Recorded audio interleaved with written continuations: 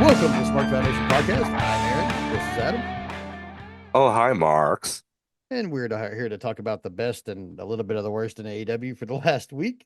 Um, before we get started into our intro proper, I'm going to say this every week until it stops. Fuck these ice ads. Get them Yeah, off my TV. And we yeah, will continue protesting them at the beginning of our show every week until it fucking goes away. Fuck hell ice. yeah. Fuck these ads. Next, to our dismay in the news of the wrestling world this week, our friend Kota Ibushi is injured yet again. Yeah. And Oh, damn it, if this wasn't like so, like when it happened, my wife was like, "That was weird," and I was like, "That wasn't weird. That was a spectacular fucking failure, is what that was." yeah, And it it was. Ooh, and she was like, "Why is he stuck to the wall like that?" And I was like, "He's hurt. There's no way yeah. he's not. He's got to be hurt." And she was like, "What do you mean?" Nobody clutches that part of their leg like that Yeah, unless they're hurt. It was like way up on the thigh. It yeah, he was was like, not selling. yeah, if he was selling, he would have sold the knee. Yeah, he would have sold the knee. He wouldn't have sold a Or, specific like piece of his yeah, leg. Yeah. like, So but it was like right here in the meat of the thigh here. It was like, oh, as yeah, soon as I saw that, and I had managed to somehow avoid the spoilers. But as soon as I saw that, I was like, oh, something happens. Like that is bad news. And then they did the yeah. count out finish and The we're like, count out yeah, that's confirmed for real. me. Yeah, the count Yeah. out was what confirmed for me that something really did happen to him because they don't do that shit. And yeah, so the way he landed, the way he was stuck to the wall for a minute, the way he sold his leg afterwards, and then the count out, plus the random appearance of Mark Davis. I was like, something Yeah. is wrong with Kota Ibushi, and I didn't know what had actually happened to him until you told me today because I have somehow avoided that on Blue Sky. Um, Probably the Yeah. new job and actually working and not having time to doom scroll every day for 12 hours. Yeah. Uh, but yeah, Coda's injured again. He's cracked his femur. Ugh. This poor guy, man. He Like, just cannot catch a can't get break. it. I Like it looked like it, the thing was too, like he's been wrestling since his return a lot more deliberately than you're yeah, used to seeing. Is like this is a different Kota Ibushi. He's selling more. He's taking his time. He's not flying all over the place. He's picking the spots with that. It's like he's trying to adjust his style so that he's not, so he's not putting himself in situations where he could get injured. And then the freak accident, like it looked like he was trying to do that Josh Alexander was trying to hit him with the rolling senton off the second rope. yeah, I think that's what happened. And the weight just shifted. He couldn't really get it. You could see him struggling with it for a good few seconds yeah, before they fell to the outside. I'm glad that Josh Alexander didn't get hurt too. Like, yeah, because it looked like they both bit it. yeah. They both bit And it pretty hard. Yeah. It's not very often you see a spectacular failure of that magnitude. yeah, You know, it just like it just sucks because this is like the I don't know, like for the haters, they're all like, "Oh, he's washed. He can't help but keep getting injured." It's like that's bad luck, man. You can't hold somebody's injuries, you know, against their personality or whatever, like unless they're taking unnecessary risks. But like so far as I can tell, as far as I can remember, like most of his injuries were freak accidents. Like, yeah, you mostly. know, so like I mean, maybe he shouldn't been. I mean, you look in the dude's mouth, whenever he smiles, it's a big smile, but you can see he's got tons of fillings. That dude Yeah. loves his sugary foods for sure. Maybe he should be eating a little something with a little bit more calcium in it. I guess so. Somebody give this man some milk candy right now. But that, jokes aside or whatever, that sucks. Like, Yeah, it sucks. like you said, every time it seems like we sniff the like the reuniting of the Golden Lovers as like a thing, like a perpetual, consistent thing. Something happens. Coda gets hurt, and he's gone forever. And it's just like, oh, I mean, how can a broken femur not put you on the shelf forever? Like, just Um, such a long time. Like when that is the hardest bone in your body to break, and he broke it. Yeah. Uh, uh, a football guy that I watched that played for my team got the same injury recently, like almost the same exact injury. The cracked femur, and it was like 9 months or some shit, man. Ugh.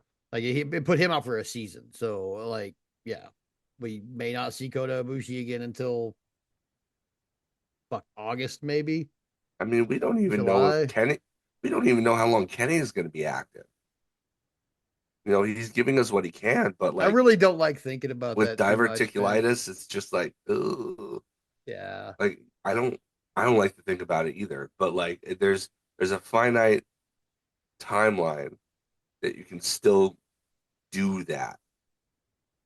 And yeah, Tony Khan doesn't like to give up on a storyline idea, but you never know. I certainly don't know what kind of shape Kenny is in, and how long he's got.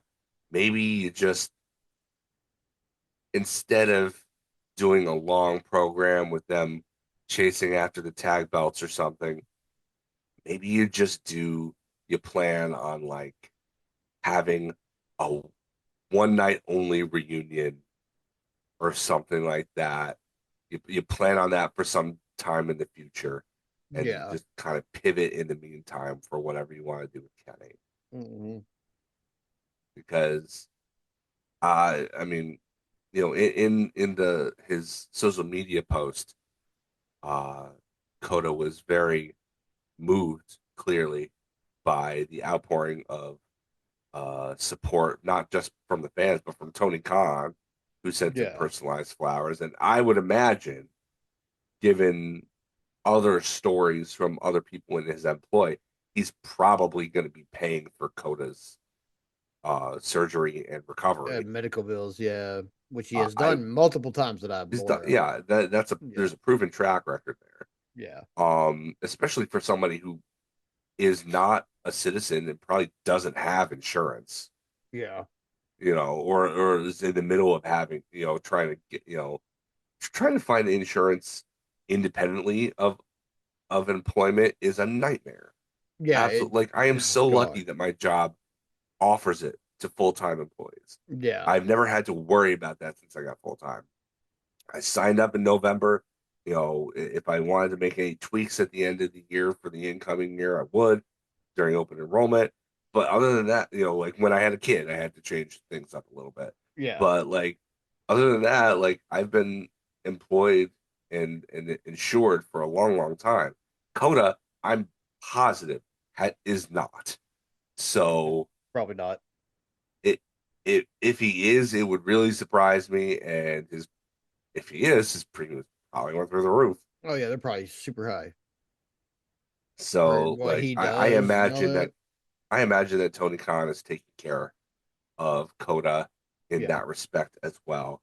And apparently the outpouring of support in that regard, at least for flowers and all the stuff, Coda is determined to come back again, and where he wasn't sure leading into it. I yeah, mean, I get that too. Like you get injured so often, so frequently, and you start to think probably like, man, maybe this is a sign from the universe that I shouldn't be doing this anymore. hmm, But you know, I respect his decision to give it one more go for sure, yeah, especially given the reason why. You know, I can yeah, all as much as I can understand his reasoning for not wanting to. I can also understand feeling loyal to people who have shown loyalty to me. yeah, And for that sure. is clearly what's going on here. And so, yeah, I respect his decision. I just hope that this is the last injury for him because he's had such a raw deal over the past like 4 years. Yeah. Yeah, well, our best wishes to Kota Ibushi. I hope he gets better quickly, recovers fully, and gets back in the ring. But like, yeah, I mean, I'm kind of with you. Like, if he said I'm done, I wouldn't like give him any grief about that at all. Like, No, none, no. none. I get it. He's been so injured so often for the last like 3 or 4 years. Like, I mean, how long has he actually been signed by AEW, and how many matches has he had? Because it's like Uh, One match a I year for like 3 years or 4 years yeah, now. I think this was his fourth match since Yeah. coming back. Um, he'd been back for 2.5, 3 months, something like that. Before that, he'd been out for more than a year. And it was like one or two matches before that injury. Yeah, something like Wasn't that. very many. Yeah. Cause I remember them being No, like, he came back from injury. And then they had like the blood and guts where he was riding the bicycle. And then they're like, oh, he's injured again. Like, which I'm is like, great. come I love on. the fact that they were able to do that kind of stuff too. Yeah. That Because whole. Coda's, I mean, that's Coda's bread and butter is the DDT thing, Mm-hmm. like the silly stuff, goofy wrestling for life, as Simon Miller would say. Yeah. But yeah, but that will go ahead and get over to our combo Dynamite and Collision week that we had at Daly's place. Yeah, Live from this is our homecoming from Jacksonville, Florida. This is so Dynamite was title Tuesday, homecoming was actually Collision.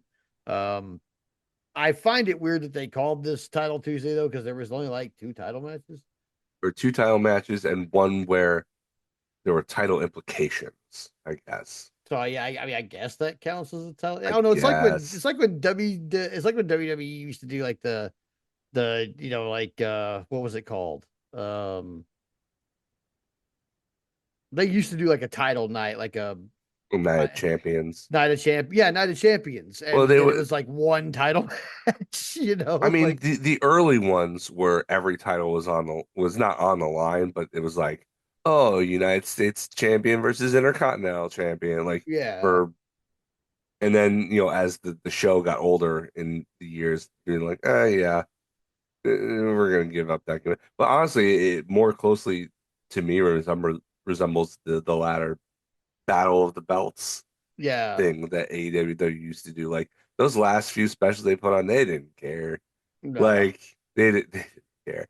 And honestly, like I felt that it was that whole series was at the end of it, you could only deem it a failure because I don't think a single championship ever changed hands on a Battle of Belts. If Eh, I'm mistaken, call me out on it. please call me out on the app. But I don't think so either, But to man. my Yeah, recollection, like if you if the whole thing is that titles are supposed to be on the line, then eventually you have to switch belts for yeah, people to care about it and to tune in to think that it's going to be appointment viewing because you're going to see something like that happen. Because if nothing does, and you're lining up challengers who obviously aren't going to take the belts or stuff like that, like it's transparent and it's just like, yeah, the wrestling will still be good, but like it didn't usually play into storyline. Nobody was a new champion or anything like that, even though there were plenty of opportunities. And like, it was not. It was about as important as Rampage yeah, became. Like yeah, the first few months of Rampage were very important, and then they just like, oh, this is the B show. yeah. And then it was nothing until that last episode, and it proved that John Moxley had the power to end the show or something. Yeah, and honestly, like once Collision came along, it was dead in the water. Rampage was dead, and Yeah, like, yeah.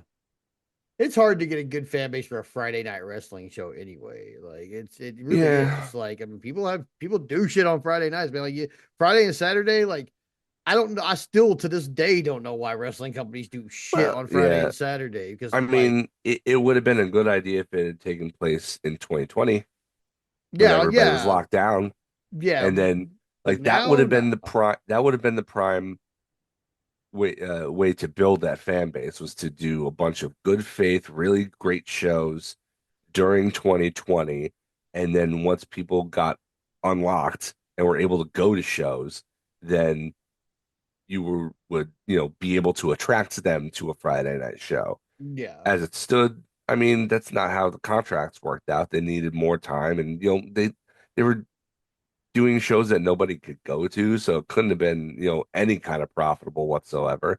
By the time it came around, it was 2021, and they were at their hottest period, and they had Punk being on the second one. Yeah. And they led off with Christian beating Kenny Omega for the Impact World title. So like they had big shows to kick it off in Yeah. front of people during their hottest period creatively. Now, eh, eh, Yeah. I wouldn't recommend it. No. So we start off our Dynamite Tuesday or Title Tuesday with Hangman Adam Page and Samoa Joe coming face to face. And this Yeah, was, promo I off. believe, I think this is going to go down as another one of those like classic hanger promos. Like, Yeah, I think so I too. love when he described, like, I love when he culminates his promos with you like that I am, or you will know I am the champion of the world. Like, I love that. I love that he describes himself as the champion of the world. There is a confidence that now that was lacking even when he won it the first time. Yeah. Like he is the man. He is the guy. And it is unquestionable. Yeah. Like, except to Yeah. Samoa Joe, apparently, Uh, who called him a fake. I Uh mean, I feel like Samoa Joe's going to put him through the paces on Saturday, oh a sure. 100%. But Oh it's sure, going but to he's well, losing. oh yeah, he's definitely losing, and what's Oh, going to he's come out on the other absolutely side losing. is like that healthy respect for Hangman. And what we're beating Samoa Joe after a Samoa Joe, like a classic Samoa Joe ass kicking, Yeah. and then still beating Samoa Joe is going to add to, like, it's just another layer to Yeah. the My complicated tapestry that is Hangman Adam Page. yeah. Like, I yeah, Here's my question though. Like the one of the big reasons I didn't see this coming is because I thought uh going into All Out, coming out of out of Forbidden Door, once he dispatched with Max and Fletcher was, had him in his sights. I thought that we were going to see like an extended months long feud with the Don Callis family. And, because they got tons of bodies, like, and a few of them were absolutely 100% uh, believable in being world champion. I think probably what happened was Kyle Fletcher and Hangman had such an incredible match that they're like, okay, well, where do we go from here?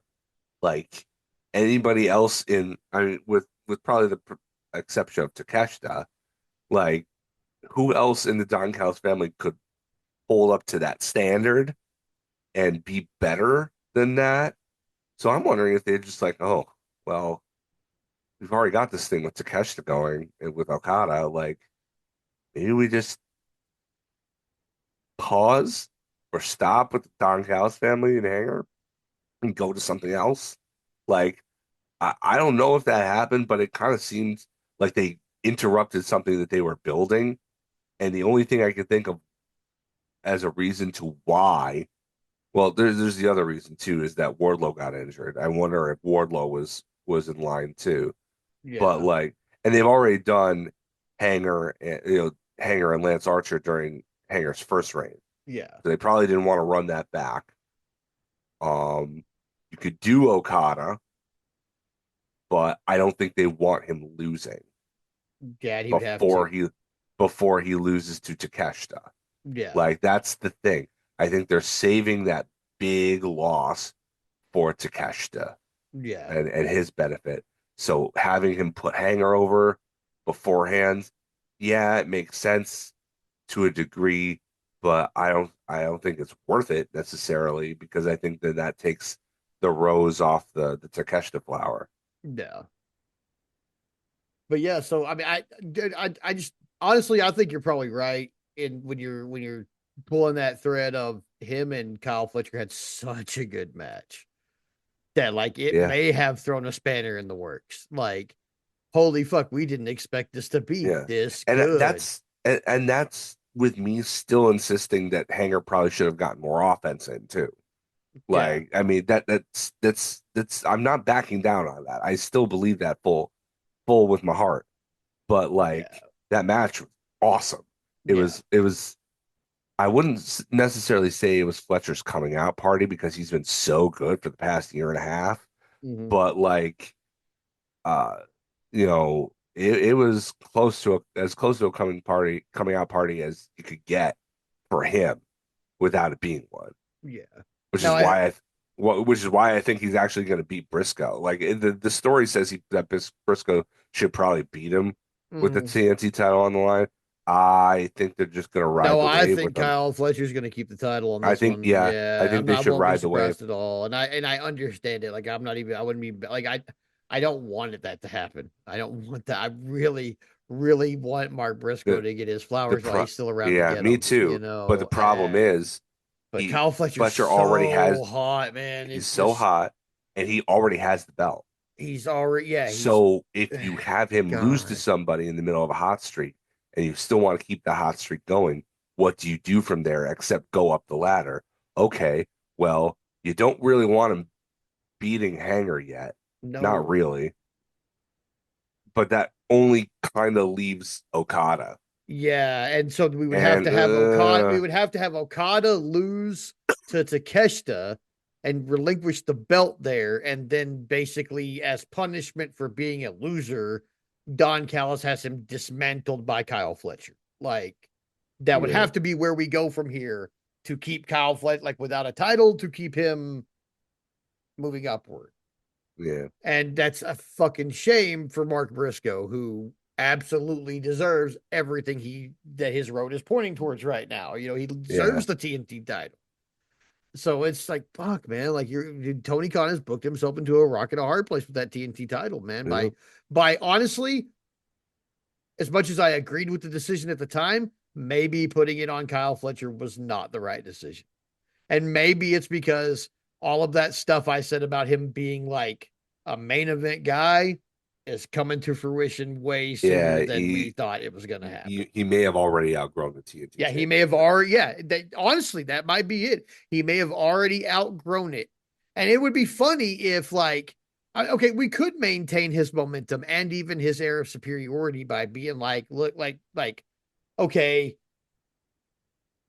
yeah, Mark Briscoe beat me, but I'm beyond. I don't even want a rematch. I'm beyond that. Look at what I did to Hangman. Yeah, I'm obviously past the TNT title, which we could pull that thread so many ways. We could make it look like he's also eyeing up Okada, and like yeah, that more tension in the Don Callis family. Like now, oh, now not only is Takeshita eyeing you up just for vengeance, but yeah. now Kyle Fletcher's eyeing you up for your title, all Mhm. internally. I mean, it that might be a way to start the breakup of the Don Callis family as it fractures. People who are loyal to Don, and then people who are loyal to Takeshita, and people who are loyal to Kyle. Yeah. And it's gonna have to. I mean, we're getting to like that NWO critical level where they split. Like we need Yeah, about maybe three more members, and we are like at pretty close to like the biggest core group of like when the biggest core group of NWO. Like we always had yeah, the outliers who came in from like New Japan and places like that. But there was like a really big core group at one point, and we're only about three guys shy of that now. All yeah, they need to do now is for them to march out with Kyle Fletcher playing air guitar on the TNT title, and it's the same exact shit. Um, so eventually they'll fracture. The bigger they get, the closer we'll get to that, if we yeah. get any bigger at all. But there is definitely going to be a fracture between Takeshita and Okada. We've seen Oh it yeah, coming. They've telegraphed it. absolutely. It That's telegraphed happening. that for almost a year, Yeah. really. Like even when Okada wasn't in the family, they were broadcasting in last year's Continental Classic that Takeshita really, really wanted to face Okada. Yeah. Yeah. And he's gonna get what he wants. So after that, we had Mark Briscoe with the conglomeration, doing a typical Mark Briscoe promo where we have a word of the day and we have the hype marks at the end. Was it really anything like knew about this one. Except, hey, look, Big Tom's back. Yeah, I Happy didn't to, expect him to stick around, yeah, I and didn't I'm see, so yeah. Usually after summer is over, he goes back to New Japan and whatever. But I think that New Japan Strong is an American brand of New Japan, so maybe he's just happens to be over here more often anyway, since he's the title right, holder, and yeah, they're using him. And I mean, it's obvious that TK is a huge fan of him. Why wouldn't you be? Like this match with John Moxley was awesome. It was my gosh, fantastic. Like John Moxley is like a legitimate 6'4", and Tomohiro Ishii is like maybe 5'8", right? So there's this huge height maybe discrepancy, and I still like I wouldn't count Ishii out. not Like ever, not like ever. especially when he's like jumping up to headbutt you. Yeah, Like right. he cracked him right on the jaw with his big old dome. Like it was Right. just like there was this was the best kind of like I don't know if anybody does the like no sell thing better than Ishii right now. No, Like no. there are certain people who do it in spots, but Ishii pretty much he's like a short Undertaker. Like he's He, not slow and plodding, and he doesn't do the sit up thing, and he yeah, doesn't roll his eyes in the back of his head or anything. And to my knowledge, he's not a racist, but he he does he does like the no sell as his gimmick better than nearly yeah, anybody. And I think part of it is the fact that he always loses. yeah, Like if he were to no sell and then always win, then people would be complaining about it. But because yeah, he always puts the guy over in the end, it's like, no, this is awesome. He's he's a tough little he's a tough little bastard that you just yeah, can't put down until you do. yeah. Like like you're gonna have to blow him up with a box of dynamite, Yeah.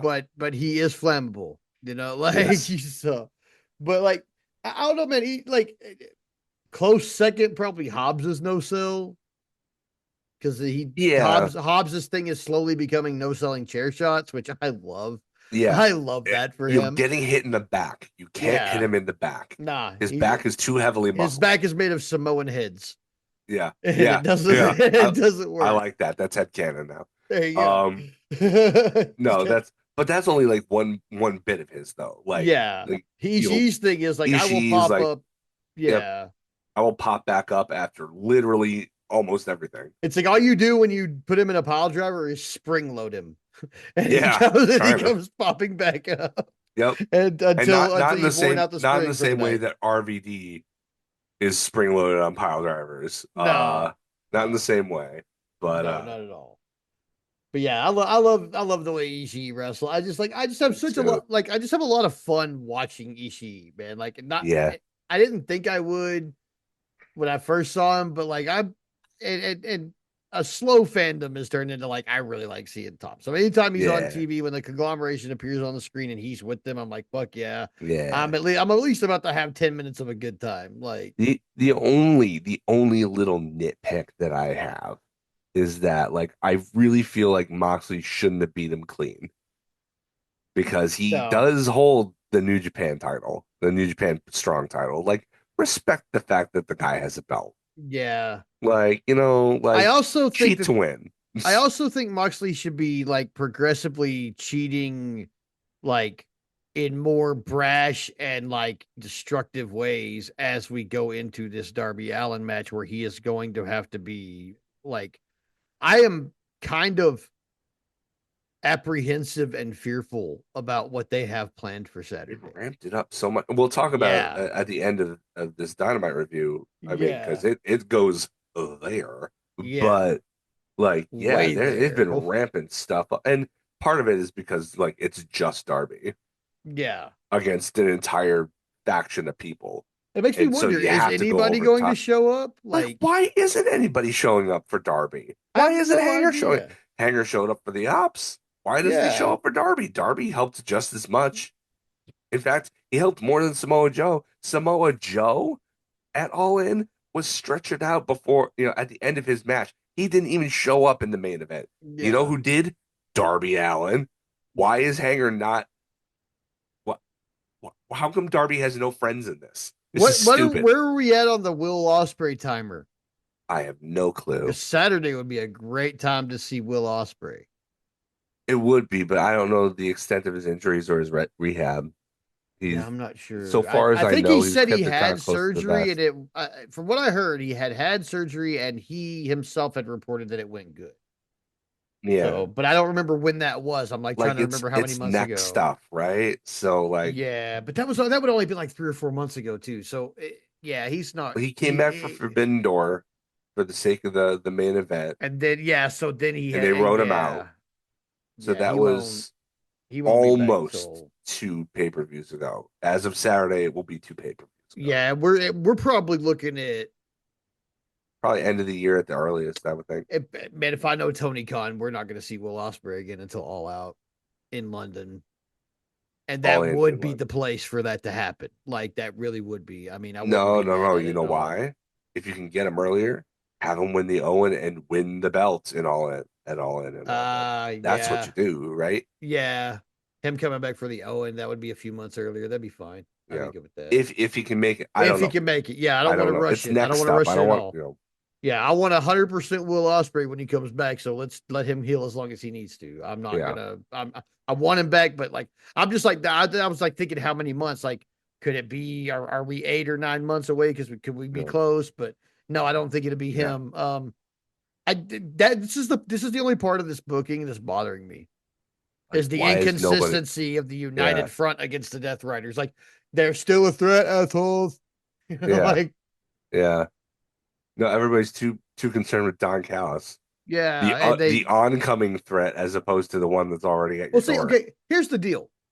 And what the thing that bothers me about this because like we are progressively seeing on TV more and more of like the smart plays, like the thing like they are closing decades old wrestling loopholes on AEW.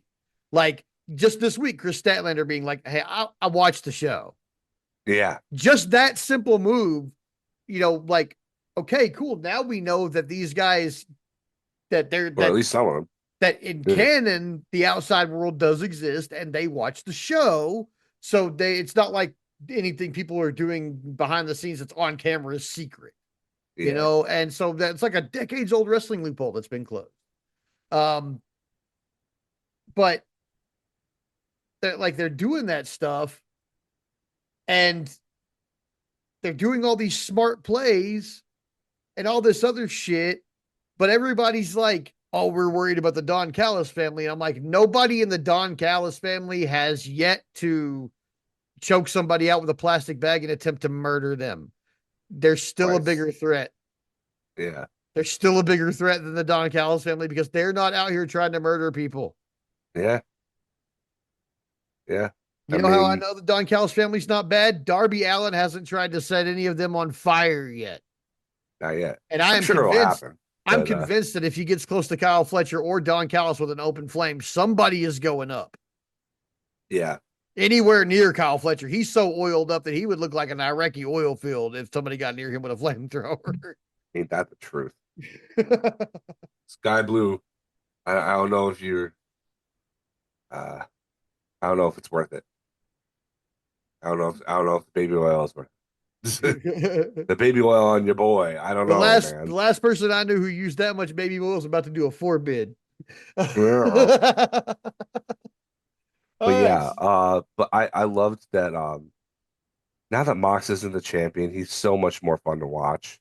Like Yeah. I feel like he never really wanted the belt, and that he just took it because that was the storyline, and that I mean, he's the crutch. He is the fail safe, the in case of emergency break glass of AEW. He is the stalwart, steady hand Yeah. in emergency. Hand the belt to Mox, but I don't think he wants that. I just think he wants to do cool stuff with people that he likes working with, and he wants to elevate talent. Like it, him work now, like he feel now that he's not in the world title picture, he wrestles like it seems like he feels liberated. Like he's in incredible shape.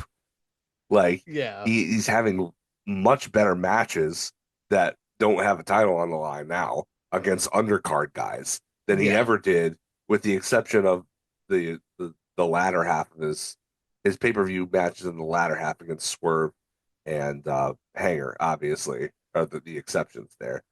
And to an extent, even the first one with Orange was good, but it Yeah. had a foregone conclusion. True. But yeah, like he's just wrestling much better matches now, and I feel like it's because he feels free of the weight of the belt Yeah. and I the I can see responsibility that that. that carries. Yeah, he's been having good matches. I just Yeah, I just always hate the fact that there's like, you're having a great match. Why do you need these seven other dudes? yeah. I don't like that part. I mean, usually it's just Marina nowadays, though. So yeah. But that, I mean, Claudio, like you always end up seeing Claudio or uh, Pac or somebody. It's I just hate that. Like it's probably like 80% of their matches that yeah, there's just like excessive interference. And I'm like, this is not like like the 1998 WCW. Can we please stop all that? Like that was right. part of the reason why that shit started getting sour on people is because it was constant. Like we can't get a fucking match done here. Like Yeah, so. After that, we go backstage. We're cutting back to earlier today, where Renee Paquette's trying to talk to the young bucks, and they're beating on Tony Khan's door, which doesn't look like the door to an office. It looks like a freezer door. yeah. I think Uh, somebody was trying to swerve them. yeah, but they are. Maybe it's Swerve just playing little pranks in the background while he's Yeah, recovering.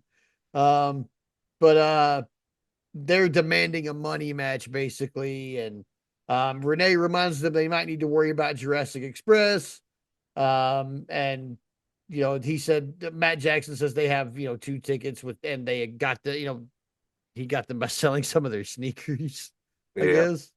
But they need money and they're demanding a money match, which spoiler they'll get yeah. at Wrestle Dream.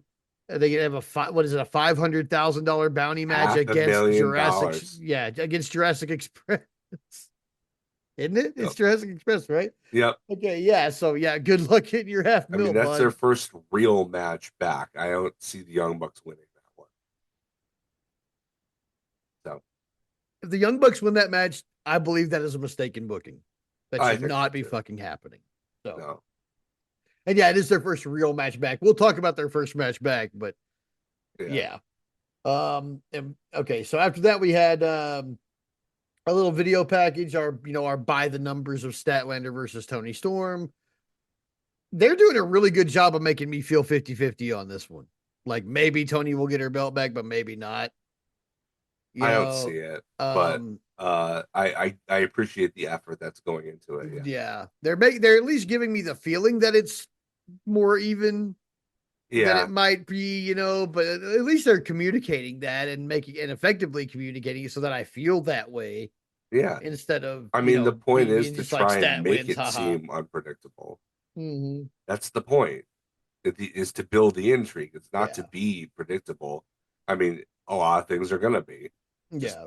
because that's the nature of things and that's how storylines go. But like, yeah, I mean, on the occasion that you have that it can be presented as something that it's unpredictable, yeah, push that button hard. Yeah. Now, my prediction, stat wins, haha. Oh yeah, I mean, like, she stat just wins, she just won lol. the belt, and they still to this moment haven't told us how and when the world women's tag team championship is going to be decided.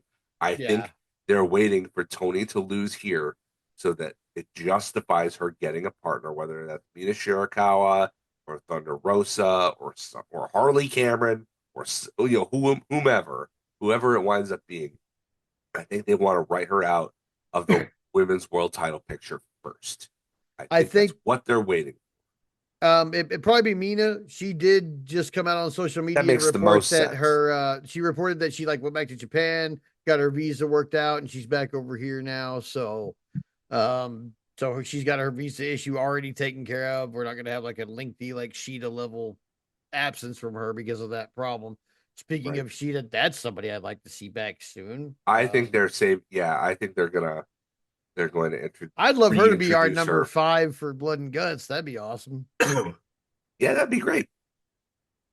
Yeah. Like, I mean, you remember my idea is that you for the babyface team, you keep you initially announce a team of five, and then one after the other, certain members get count and they get replaced, and then eventually it looks like it's just going to be 5-on-4 heading into Blood and Guts with the surprise babyface entrant, and it turns out to be Sheeta. I think that'd be Yeah. great. I'd love I that. think that'd be awesome. She comes with a kendo stick in the box, Yeah. so like it comes with a kit. So Yeah. like she's ready. Trust me, she's ready. After that, we've got our street fight with the Hurt Syndicate versus the Demand. And this was fun. Yeah, This was a lot of fun. it was a lot of fun. It was That chaotic, freaking ricochet dive off the wall was insane, sick. man. I was like, what I the hell? and I loved that they all wore street clothes of one fashion or another. Like Yeah, the demand wore kind of gear, but kind of not gear. It was plausible that you could wear that on the street.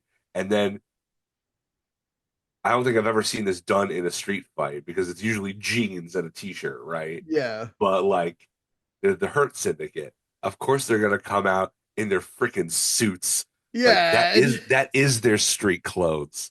Like that made so much sense. It put a nice, awesome, unique little spin on it. I really appreciated that. Like to me, it's yeah, not an actual street fight unless you come in your street clothes. yeah. Because That is otherwise, their what is street it? clothes. It's just a no DQ match. Like, Yeah, I mean, granted, at its heart, it is just a no DQ match, but no DQs, no countouts. But like, I mean, I remember I'm old enough to remember when a street fight used to imply a false count anywhere stip. And somewhere along the yeah, way that fell by the wayside. And yeah. now it's its own thing. I Or think they sometimes stopped it's having the false count anywhere stipulation when, like, Stone Cold Steve Austin started throwing people into rivers. I Like, I was or whoever it was, somebody in ended up in the fucking WWF, I river. think it was probably around the time that they introduced the hardcore title and they Yeah, wanted to probably. brand that hardcore rules. Yeah, And so, that was anytime, anywhere. And then you add the 24/7 thing on top of that later on. In yeah. WCW, I think a street fight was always false count anywhere right up to the end, so far as I can As far as I recall. remember, yeah, I mean WCW was the place where it was most likely to end up like actually in the street in front of the Yeah, venue too. Like they were real yeah, crazy about going outside. yeah. So yeah, I mean yeah, I don't know when that kind of went away fully, but yeah, I remember when it was false count anywhere. I prefer it that way. Me too. Me Um too. I Get dressed in your also street clothes and falls count anywhere. Yeah. I also definitely need somebody to figure out how to gimmick a table because what did we see like three separate incidences in this match where the table did not break? Like I'm in my They living must have room. got him from Japan. Yeah. I bet my neighbors think I'm like special or something because I'm like in my living room. I the table like 4 times during this match, and I'm like, At what's wrong with that guy? But yeah, like it just least it broke on the finish. Like yeah, that yeah, it finish did. was That insane. release German through the table was fucking wild, dude. I was like, that was so It awesome. was it was absolutely nuts. Dude, but Absolutely insane. I just hope The height and the length, the distance that he went, and he goes yeah, through the table in the and through the corner. table. Yeah. Like, gee, and let's be real here. Like this, I feel like the Hurt Syndicate should have won this, and I felt like they were going to. Yeah. Um, but like, uh, and I feel like it ended the correct way with Ricochet taking the fall Yeah. because at this point, Ricochet can always get his heat back. Yeah. It doesn't matter if he takes the fall because he's so reviled. He's so over as a Yeah, I'd heel. still He want to can see him get his ass always get kicked. it back. He can always get it back. It Yeah. doesn't matter. So you protect GOA, who aren't as in comfortable a spot there. So yeah, please start. start protecting Bishop Khan a little bit more. I'm all for Yeah. that, you know. So I feel like it ended the correct way. Um, that said, uh, now they're just gonna blow off this feud in a normal trios match at the pay-per-view. I don't know what's going on there. They I had a think, street fight. yeah, like this You're should get supposed to escalate. escalate, right? Yeah, like Instead, you're running back the exact same thing that you did at the previous pay-per-view with no extra step. What are yeah. we doing here? You're supposed to switch that. You were supposed to do that match here and have them win, and then do the tiebreaker in the street fight at the pay-per-view, The not the only other way around. the only way I see this being good is if MVP comes out and is like, last time we had a trios match, I told y'all that I'm not a wrestler, and that's why we had a street fight, and that I'm stepping away, that I'm not really into, staying in the ring and all that because I'm up there, like all those things Yeah, he admitted to himself on TV. right. This would be a great time for Cedric or even the recently released Wes Lee, who just got Uh, released from NXT. He's been like a prominent NXT guy why'd for they like the let him last few go? years. I have no idea. They released like 10 people, including Kylie Ray. Well, Like yeah, and hers was a bad look because she's preggers. because she's pregnant, So yeah. So, but yeah, bad but look. Wesley would be a good fit for this group and is about Ricochet sized. So, like, I I think did that would be hear a possibility. something about Cedric's TNA contract only being a short-term deal It might and be that it Cedric could be then. up. I don't know.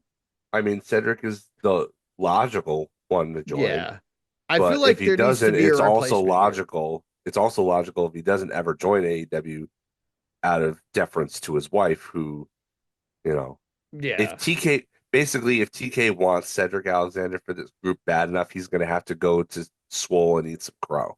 yeah, pretty much. Whether it's whether and it's debatable how much of what he said was accurate or not, Yeah, but regardless of where you or I or anybody else personally stands on that, he's going to have to go and he's going to have to do some apologizing. yeah. But yeah, I I mean, mean, we got a couple of different options that we could go with here. I think that if we're going to have just a trios match, that if we're going to keep it interesting and pay-per-view worthy, that this is the play. Like MVP just says, "Hey, we got somebody else because I told y'all about me getting into the ring for a regular match and I meant that shit and here's our new member." I don't know yeah, who exactly. I mean, I still I don't know, man. I don't know. It could be anybody. It could be a lot of people. We have a lot of good stars who could actually slot into this already on the AEW roster. yeah, Some of them kind of just sitting on the bench right now. But there's also some guys who've recently been released or have been out of WWE contact for a while that we could slot in here too. There's a lot of options. I mean, like, but that's the only reason I'm saying that is because I'm right there with you, where it's like a freaking trios match. yeah. There has to be another angle to this. Yeah, And I hope that they're planning on doing what you described, something along those lines. Because yeah, otherwise it's just like it seems like you're going backwards, yeah, it seems like you're like you're going treading backwards. water. Yeah, and the last thing we need You to be know, doing is treading water, especially when you've got. Well, we'll talk about the trios titles, but yeah, like we don't need to be treading water any more than we already are in that whole division. Really, I mean, I feel like this is the only problem that I have with AEW is that we have, like, 4 hours a week of television. There's plenty of time where each division could at least get a couple matches in, and we could keep shit moving for all the divisions, and it's just a matter of Tony Khan putting that puzzle together correctly and making that happen. And it's not there are things that are taking precedence and making other things fall by the wayside, and like yeah. everything you have is over, dude. Like, and if it's a point where like you really don't think you've got enough TV time to do it, it might be time to get more TV time. And don't tell me you can't do it because I'm sure that you probably can. Like, I mean, I'm positive they're like, I almost bet Warner Discovery is just chomping at the bit for as much original content as they can get. Well, I don't know. Like with the new within, I mean, it may, I could see it going either way with the new way that they're doing Nielsen's, Mm, uh, because apparently the big surprise coming out of it is that wrestling across the board, WWE, AEW, everything, it's taking huge hits in the way that in the new way that they're accumulating data. yeah, Now, you could, if I was in the position of those big executives of the stations, I wouldn't look at it as anything novel or anything like that. It's just like, okay, well, it doesn't really mean anything at the end of the day because we just have to get used to the new way that they're doing it and the way they're accumulating things. With Warner Brothers Discovery, because they're simul streaming on HBO Max, they know their numbers. So those numbers are decent enough to offset any other kind of concerns they may have with the Nielsen ratings as they appear, as they are now calculated. mhm. Then yeah, you'd be in a position if they're good enough, then yeah, Tony would be in a good enough position to kind of leverage. Hey, maybe we could get more TV time. Uh, that said, the last time he did that, we got Rampage, which was a nothing show Yeah, for most of yeah, its existence. yeah. It didn't. It was kind of its own little universe. Stuff that happened on Rampage didn't generally affect anything on pay per view or anything like that. So, if you were able to do that and make it mean something for an extended period of time, then yeah, I'd be all for it. But I don't think they need more if it's just going to be another show with like the guys lower on the card who aren't going to make its pay per view anyway. You know, honestly, I don't know. I wish we could remove the TV thing from this. Like, I really wish we Yeah, could, and not like remove them from TV, but just remove the TV rights bullshit from wrestling altogether. Like, Tony Khan could be like a true pioneer in wrestling by they could set up a 9.99 subscription service like WWE Network. Okay, we've got AEW, all current content, live shows, all pay per hmm views, ROH, live shows, all pay per views, ROH video library, which would be a selling point for a lot of fucking people. I have seen that everywhere. If the whole ROH video library was available, they're like, hell yeah. yeah, All of that, and then maybe like allow independent wrestling companies to pay a small licensing fee yearly and also have their shows on said streaming service. Um, I think that would probably be super helpful to the wrestling industry altogether because then we could just keep our shit in house basically and not have to yeah, depend on TV companies and shit like that. But the way it is now is the way it's probably going to be for a while. We have lots of long term contracts. AEW's what, like a year or two into a 5 year Warner Discovery deal or something like that. So, yeah, I mean, we definitely we're gonna have our AEW for the next 3 years at least, but and I don't believe it's gonna go away. Tony Khan has too much money to just let the baby die, you know. yeah, Um, but I just the way they're doing ratings and shit now, and the way it's making wrestling look, I'm like, dude, come on, like, more people watch this shit, like there are so many people who like I've seen AEW hardcore people be like, I'm canceling my HBO Max subscription because of the ice ads and I'm gonna yeah, start pirating the program. They're still watching. They're still watching. They're still buying your t-shirts, they're still buying tickets to your shows, and they're still watching your weekly program. But how many fans are like undocumented that way? Like yeah, you basically have to go hat in hand to webmasters and be like, how many people are clicking on these videos every week?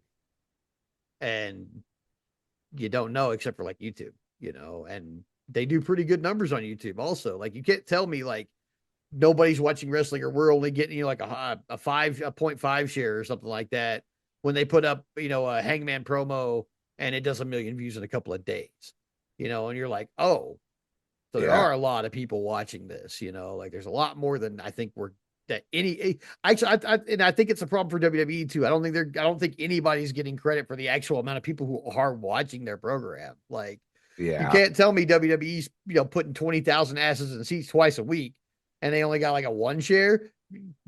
Fucking that is not that doesn't compute with me. Like it doesn't compute with Yeah. me at all. Like you're putting 40,000 people in the arena every week, and you only got 1 million people watching across the country. No, Yeah, no, I doubt that. Yeah. no. So yeah, it's I don't know. I hate having that ratings are even a thing. Like if the company's profitable, leave them the fuck on TV.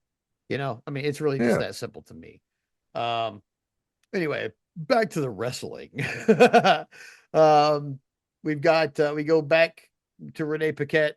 She's with our constantly expanding Yeah. bacteria that is the Don Callis family. Um, so we just got what it was. We got El Clone is now part of Don Yep. Callis family and Andrade. So Although Andrade isn't here.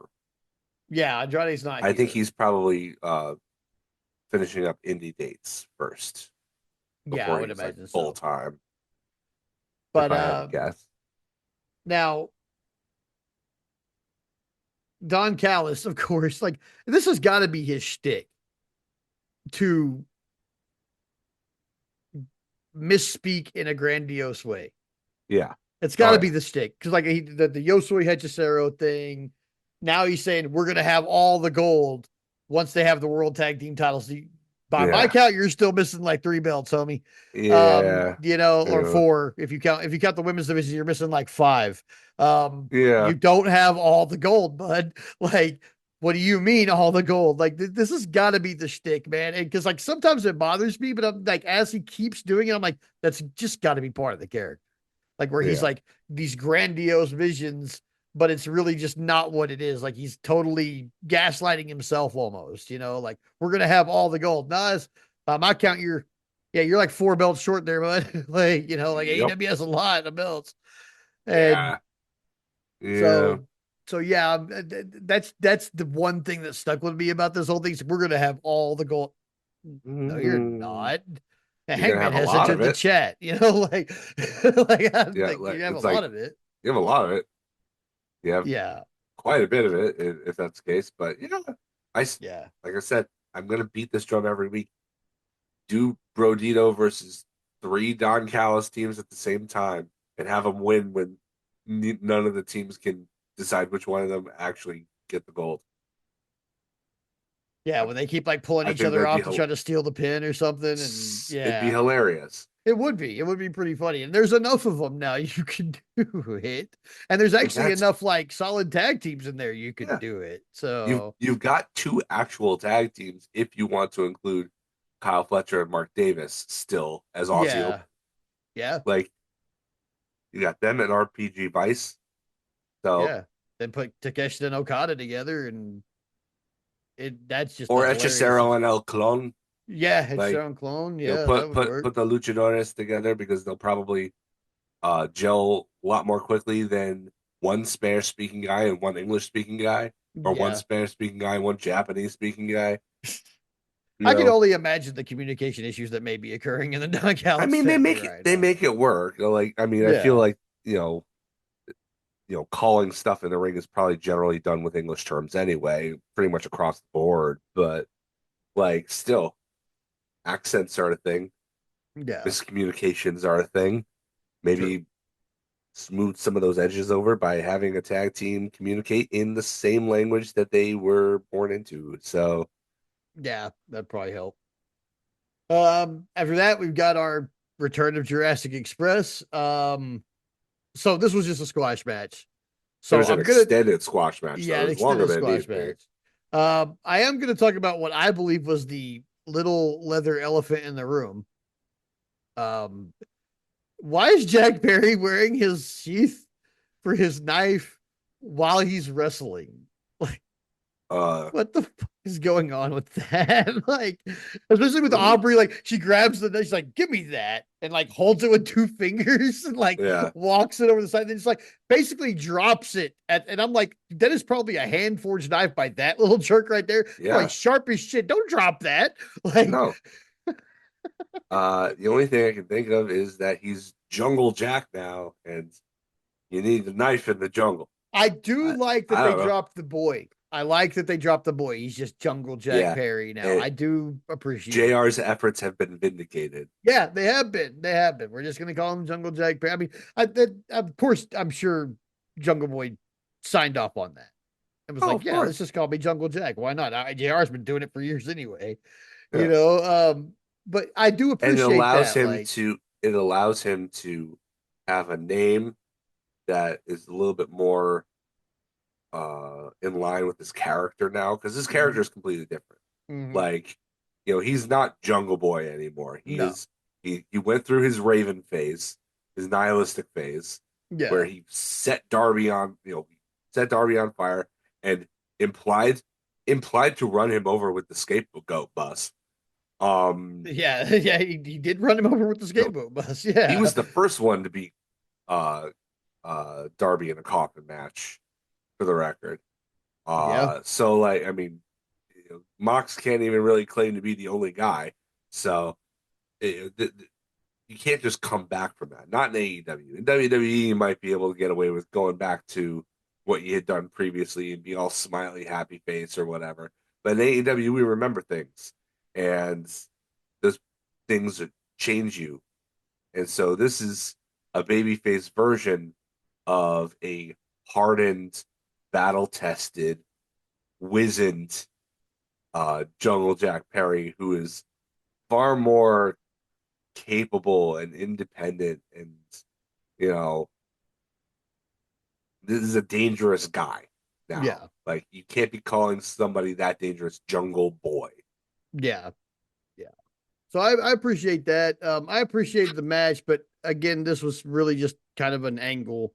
Um, After the match, Jurassic Express wins. Um, and the Young Bucks come in.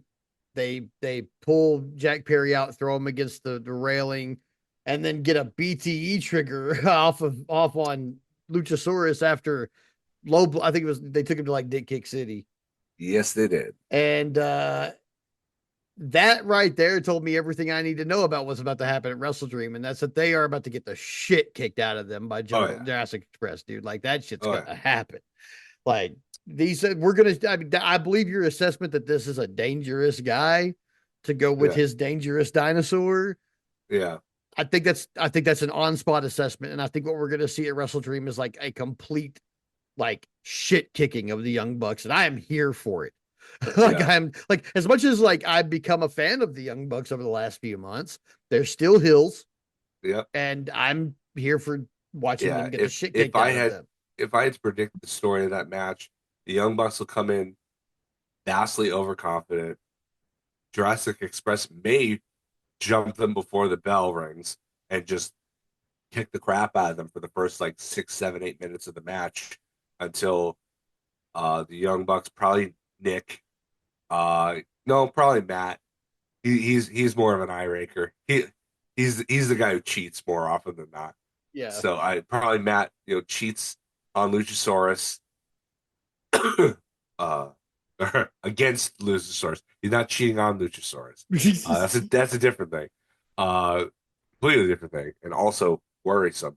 But cheating against Luchasaurus so that Jack can make the hot tag and he cleans house. Like it's a simple kind of setup, but like they're going to use most of the beginning of the match to really reset Jurassic Express as something different than they were before, something Yeah. more dangerous, a little bit edgier, maybe more blatantly violent, um, something that's familiar but updated.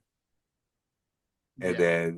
then you'll get their babyface and peril, but the Young Bucks are not. No, no, I'm positive that Jurassic Express is going to win this match, No, especially the after story this. here is the Young Bucks continuing to fail. The only reason they got that one big cash payout was to get a couple of comedy skits out of it. The only Yeah. reason they won. The only reason they won. Yeah. And it fits with the story. Like, but the story is they have have karma come and reap what they've sown. So, That's fair. that's going to continue until their inevitable babyface return when they finally admit that what they did was, what they've received is of their own making. Yeah. So they hit Perry with their flipping pile driver, and we've got we're gonna get Jurassic Express versus the Young Bucks for their $500,000 at this pay per view, and yeah, it's just gonna be an ass kicking. There's Jurassic Express about to be $500,000 richer. That's all there is to Yep. it. After that, we're backstage with all of the Death Riders. One of the first things I noticed about this was we had Marina Shafir at the beginning, just with like a couple of lines, Speaking sounding English. speaking English, sounding very American. Yeah. Her American accent is coming through. Like, props to her for like having such good English. Like, I mean, like a lot of people who speak in a, I mean, like we have people like Shibata who still use a phone translator for their whole promo, which we'll talk a little bit about later. But like, props to her for like Well, I putting in the mean, work. It's okay. shining through. It's obvious. You know what I mean? Well, Like, here's the deal. You go on her Wikipedia, and if it's to be believed, yes, she is from Moldova, but she moved to the United States when she was 5. So, in so fact, she settled in Latham, New York, which is not that far from the Capital District. hmm. I've got family in that area That's actually. weird because I know I've heard her do promos before where she had like a definitive like Maybe that was the put on. Maybe she was just like mimicking her parents. maybe. If A that's lot the of case, then good on fooling the fuck out of me. yeah. Yeah, Like like a lot of, I mean, you look at like uh Asian comedians, for example, whenever they, mm-hmm, do like your stereotypical like East Asian accent, what are they doing? They're making fun of and mimicking their parents. mm-hmm. It's probably something along the same lines. And when she's speaking in uh, Russian or whatever she was speaking in, uh, you know, that accent is naturally going to come through. Yeah. So, But hey, I mean, if it's work, good on the work. If it's fooling me in the first place, get on that too. oh yeah, Fucking A. we Yep. did this yesterday, last week. It's Romanian. I mean, it was a Soviet country, so maybe it was Romanian, Yeah. maybe it was Russian, but yeah, more likely that it was probably Romanian that she was speaking. Yeah. But I mean the Death Riders are here. Pax giving Orange Cassidy his warning, that Pat kind of gives to everybody before their matches about how he's basically going to destroy them and make them suffer. Um, then Wheeler Yuta chimes in and he's like, as your former best friend, tonight was going to hurt him, but not as much as it hurts Orange Cassidy, I guess. And then, Yeah, Daniel Garcia jumps in to reinforce his, we're going to win because that's what winners do. So yeah. I um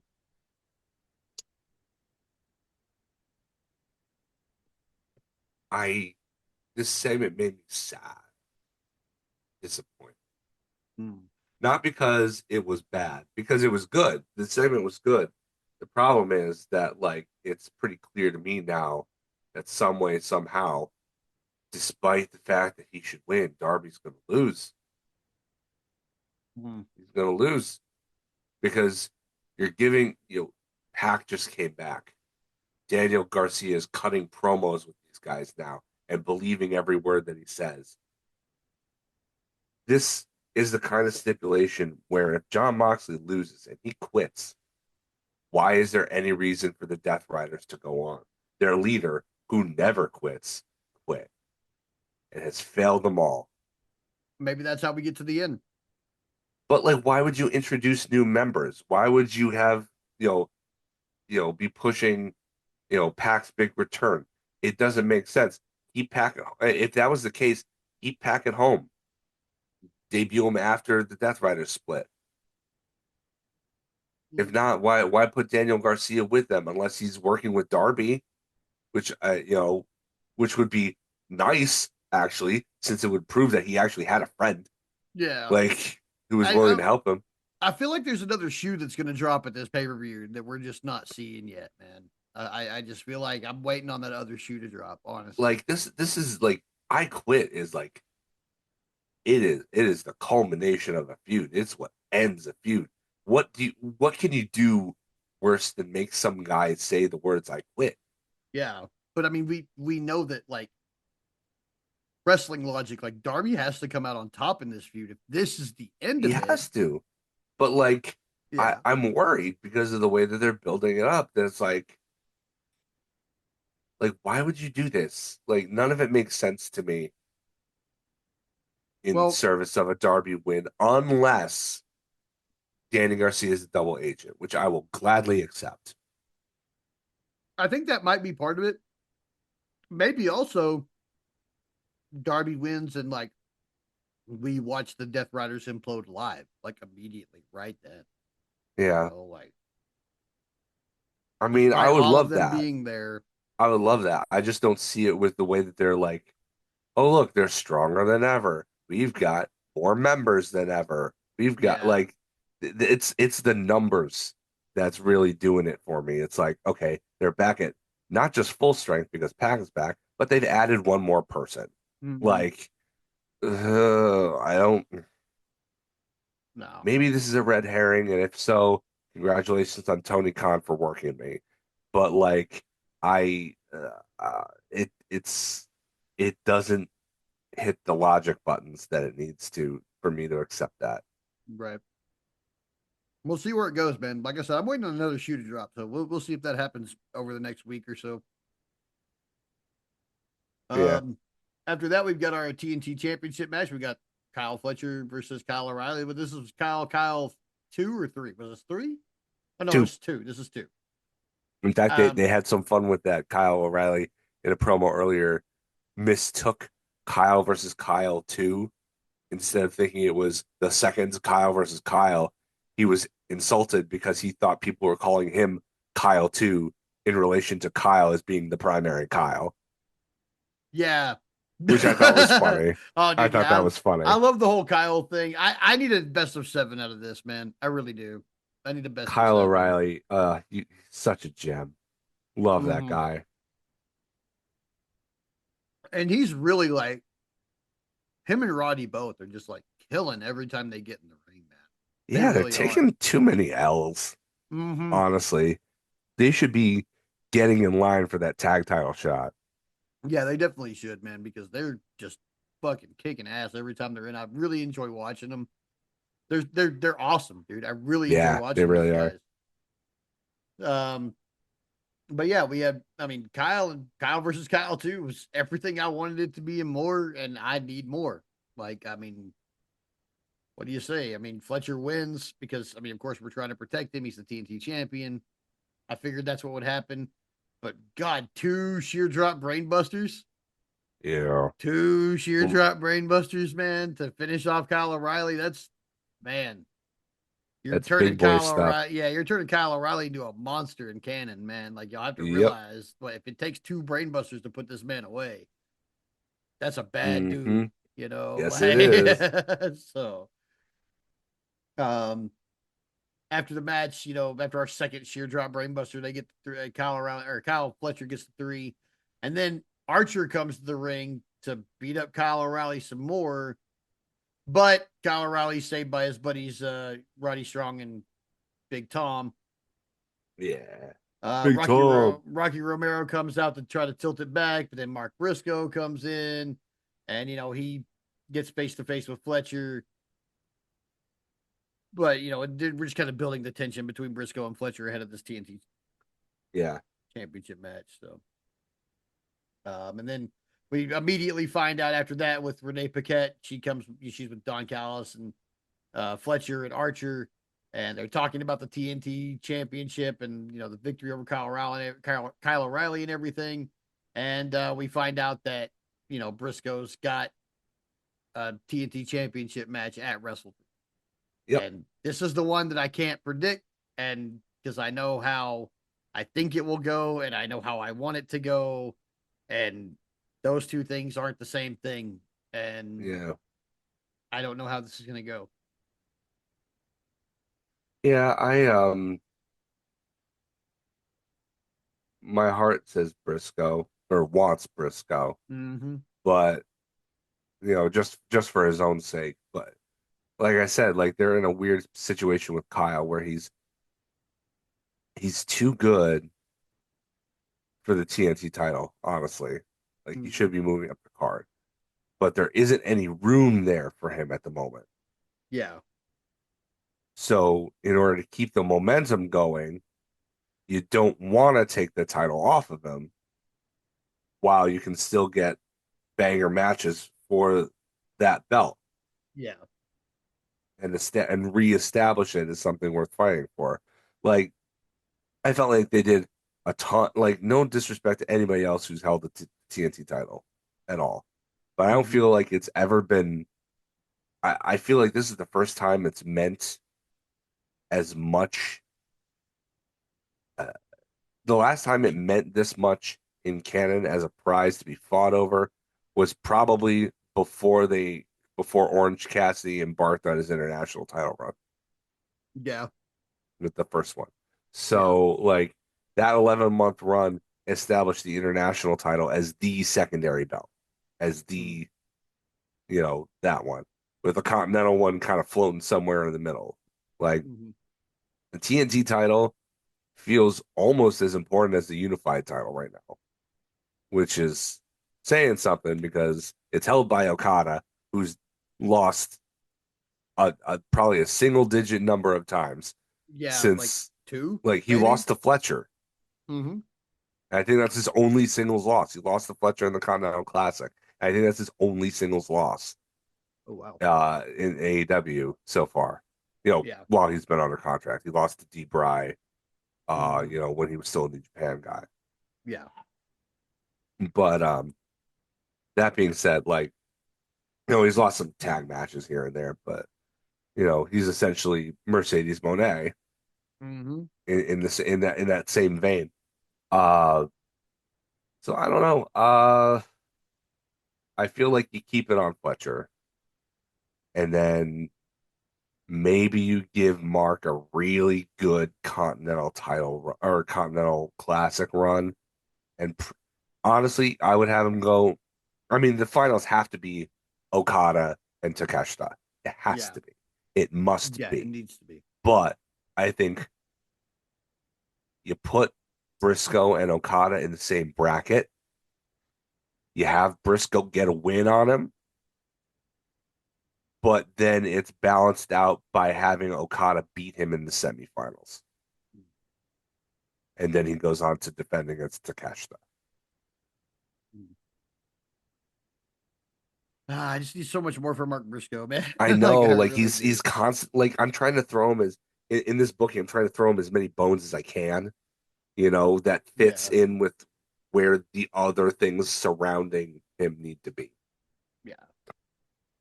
Um. Speaking tangentially of Mercedes Monet, I think that was up next with her, right? I don't think there was anything Yeah, it in was between then. Mercedes and Lacey Lane, who is the former Former Caden Caden Carter. Carter. Now we Uh, have talked about Caden on this show yeah, before when I was talking about when we were covering WWE and I was talking about the women's tag team division. There was a tag team called Carter and Chance. It was Caden Carter and Katana Chance. I said several times they have the it factor. And I do still believe that Caden Carter, Lacey Lane now has the it factor. I mean, what we saw here was something we don't see very often, which is we got somebody in to face Mercedes Monet and actually gave her like a really good, like quality competitive match. Like, yeah. This was more competitive than I anticipated, honestly. yeah, Like Lacey seemed to be. It's weird because usually the heel is in charge of calling the match, but this seemed like Lacey was calling her shots more often than not. yeah, yeah. I felt that way too. I thought it was really good. Um, it turns out she also has wrestled Mina on like ROH Club the week, Yeah, like during the week before, and news to me. Yeah, they had a really good match apparently. So That was news to me also. I didn't know she had already started working for Tony Khan, or this is exactly who I would have called. She hasn't had her Uh, graphic yet, to my knowledge, so no, I don't know. so yeah, I don't know what exactly is going on, but I mean, good on using her, good on bringing her in. I hope we see more of her. Um, I'm never gonna complain about more women's wrestling. Uh, so Yeah, you know, especially with them building a tag team division, yeah, and it could then really this only. being an experienced tag team It's women's true. wrestler too. Yeah, like Yeah, she it's could true. very much help this. I don't know where Katana Chance is, but it'd be beneficial to bring her in and just go ahead and suit them back up together. Yeah, I've seen Uh, her like with her gymnastics background, her American Ninja Warrior background. mhm. She could do some really interesting stuff. Yeah, She is yeah, tiny, tiny, but and she can do some interesting stuff. So I yeah, wouldn't hate her coming in either. right. So Monet gets her the Monet maker for the win. And that makes the following day was 500 days as TBS champion, which I think Yep. that's the record now. No, it's 512, I believe, or Okay, so 510 or something. shortly She's after the got pay per view, something like that, maybe. basically basically the pay-per-view she would tie it if she defended it Mm, successfully. okay, Or okay, even if it's not that day, by the time that she would have another AEW show on which she could defend it, she would have surpassed it. yeah. Um, she also has won another belt, so we're at 10 Yes. now. Yep. So, If you look at the like she's winning belts all over Europe. Like yeah, she's having the time of her life jet setting all over Europe. no shit, right? Like, oh man, I want that Yeah, booking fee's got to be steep.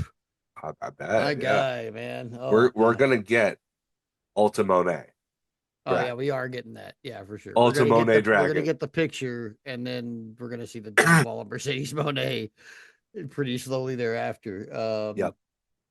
After that, we got Sammy Guevara backstage with Beast Mortos, and everybody's favorite pillar is about to talk. I'm not sure if I'm gonna be over on that. But once again, Sammy's talking for Beast Mortos, and Beast Mortos just roaring it up. And But once this time again, Kingston's with like, but this time with super Calo shades on. "Oh yeah, he had the shades on, so cool Mortos, I guess we have here." And but then again, here's Eddie with Hook, and Eddie tell I'm gonna beat I beat your Lisco's ass last week because Sammy talked for him. Mortos don't let Sammy get your ass beat, basically. Well, I mean, what is Mortis gonna do? All he can do is roar. Like I guess he that's all has to let Dralistico can do. he Also, has he, he has to let somebody talk to for him. Like he's a beast. He is beast speech. That's it. yeah, Are you Eddie Kingston? I love you, but are you fluent in beast it would speech? be funny if it turned out he was. I Like mean, if they had a face to it face would and like be. you raw, But and then he's like just like, yeah, but the only people I know in AEW, they're under the TK banner that are fluent in beast speech are the Kingdom. That's yeah, it. that's true. So like get Matt Taven. Get Matt Taven in there if you need some translation. But until then, don't complain about Beast Mortos having someone speak for him. Dude Yeah, can't speak English. He can't speak Spanish, let alone English. He speaks beast. So right. like I feel like I can't actually be behind Eddie on this one. At least on that point. Fair On that enough. point in his promo. After that, we had our double Jeopardy eliminator match. Okada and Takeshita take on Brodito. If Okada and Takeshita win, they get a tag team title shot. If Brodito wins, whoever gets the pinfall got a unified title shot. Is Yeah, that it? even if they pin Okay. Takeshita, Yeah, yeah. even if they pin Takeshita, they got a shot at Okada.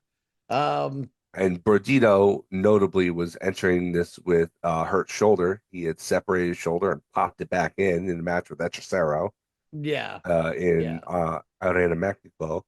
So yeah, like they used that basically to justify why the tag team champions took the loss here, which is yeah. totally fine. absolutely 100% fine. Yeah. He And was selling that also, shoulder the entire time, and why yeah. wouldn't he? Yeah. It prevented from him from getting the 21 plex. That's the point where I knew they were probably going to lose.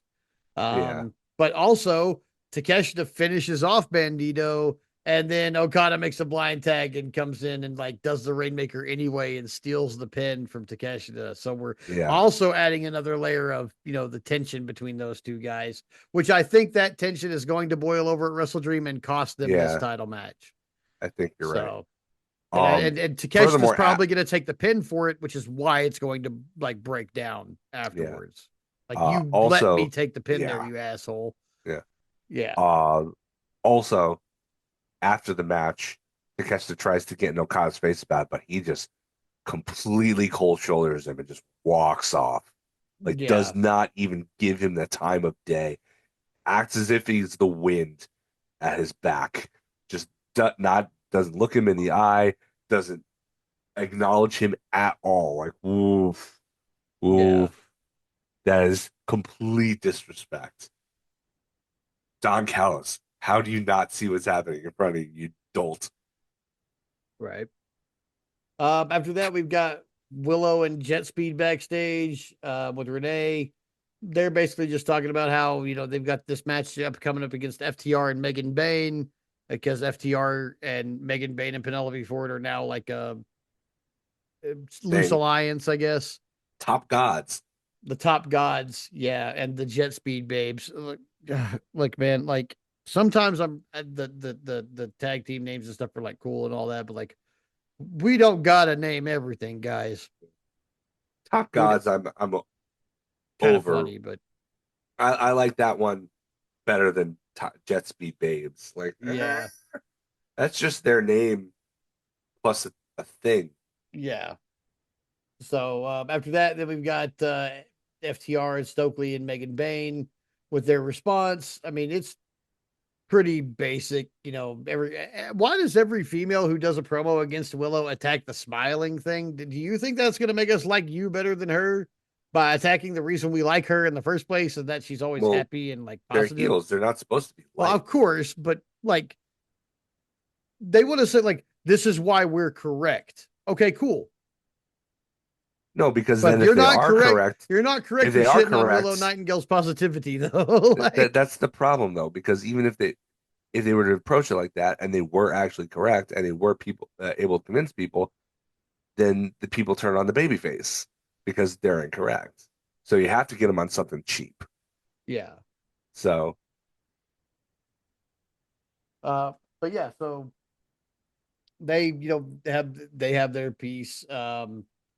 Bane interrupts Stokely and she does the top guys out, but it's top gods out, yep. which Stokely looks a little bit annoyed by, but what is he gonna do really? What is he gonna do? Yeah, she could give him unconsensual uppies and he wouldn't be able to do nothing. True.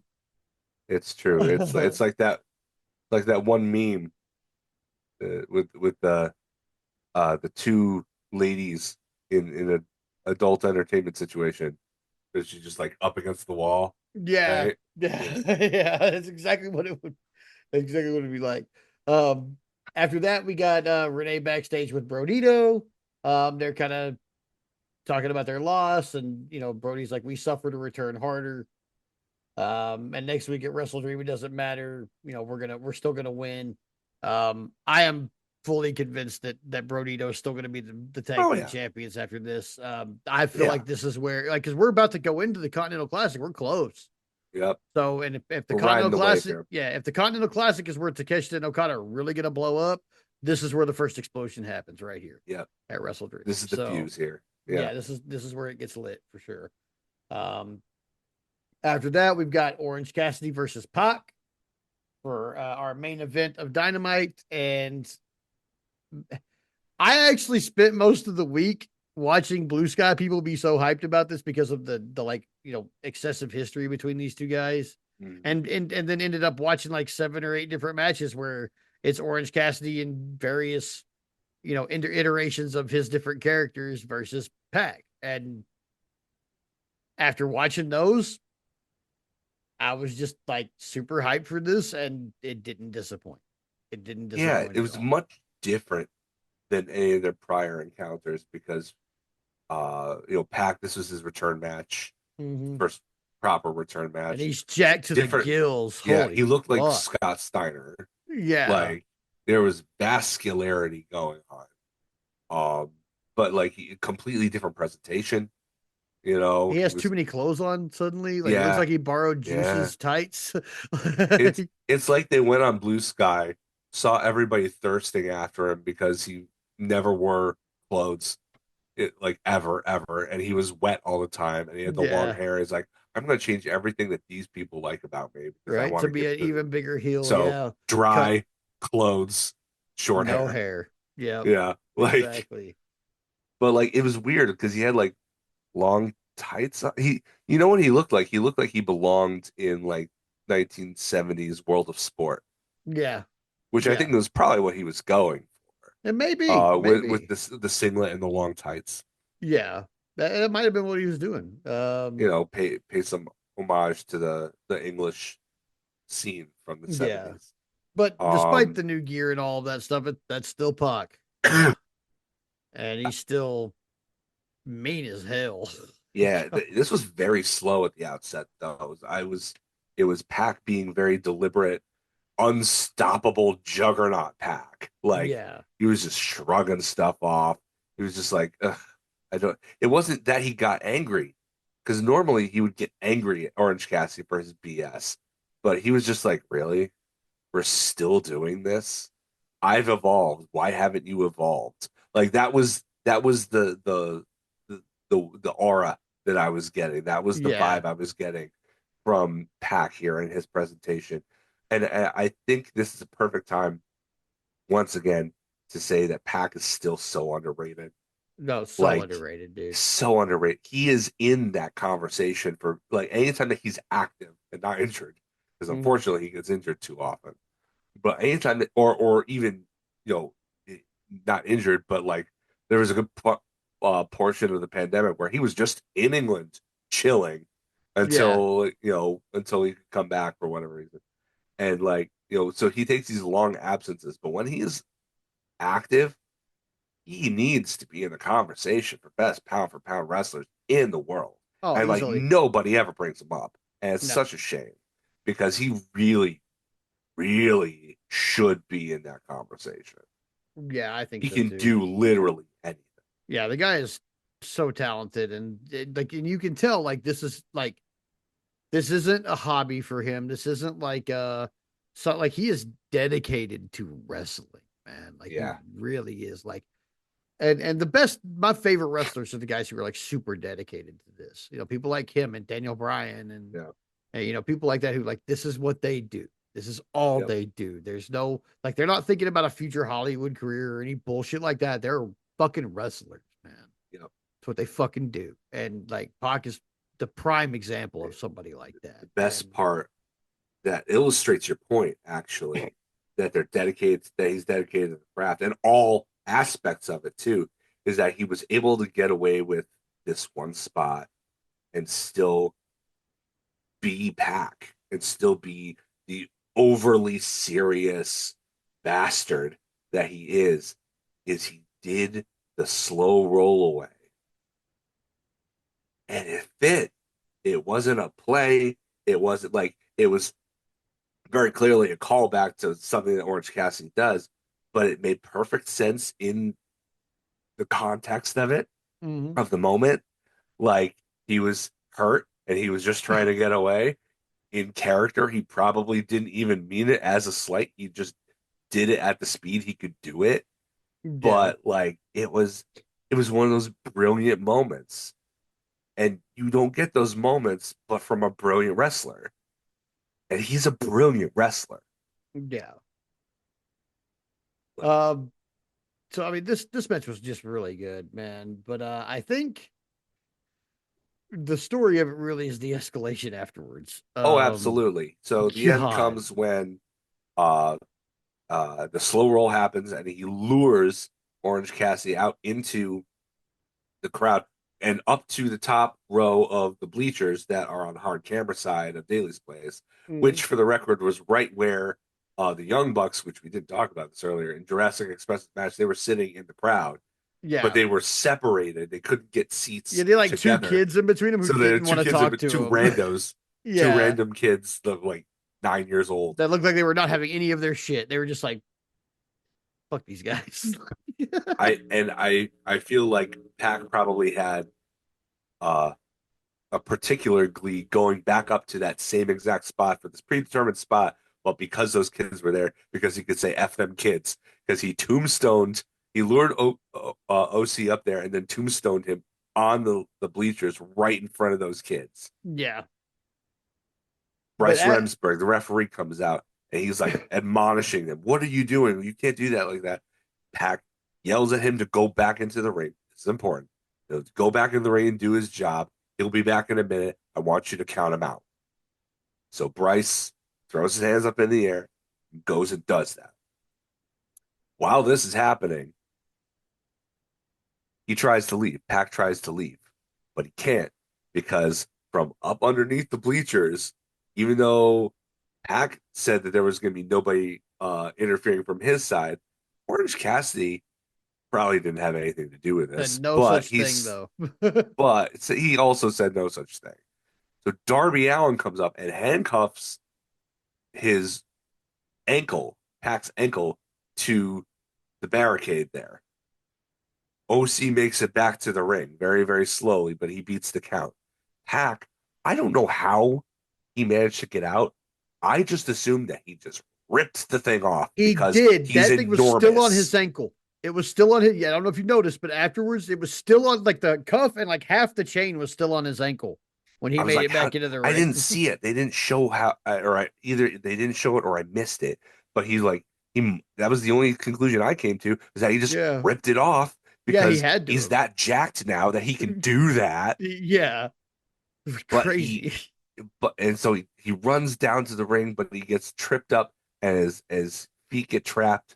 Uh, what was it? I think he tripped over the chain or something, right? Something like that. He like jumped into the ring to beat the count, but like Orange Cassidy immediately tripped him Oh, up and that's trapped him in a Casadora. Casadora. That's Yeah. right. With the legs crossed. That's Yeah, with right. the legs crossed and immediately trapped him up and got the pin. And then Darby Allin shows back up and he's like in the stands taunting Pac, and Pac goes after him, and Allin like sprays him in the eyes, like I guess like cold spray or something like that, but like sprays his eyes down, and like that basically takes care of Pac. I really hope that in continuity it was like bear mace or something. That'd be I think that'd hilarious. be funny. But then Wheeler Yuta comes out to try to take on Allin, and Allin just like shit cans him over the desk, like immediately, like hard too, man. Like he just sent him clean off that desk. But then here's the Yeah. rest of the Death Riders, and Allen's got a Darby Allen somehow ends up with a taser, and you Yeah. hear it. It's active. Like you can hear Did he him have a pop it. utility belt on He or must something? have, dude. Like fucking Jeez Batman, Louise. dude. Yeah. But he's like got the taser, and that kind of scatters the Death Riders for a second.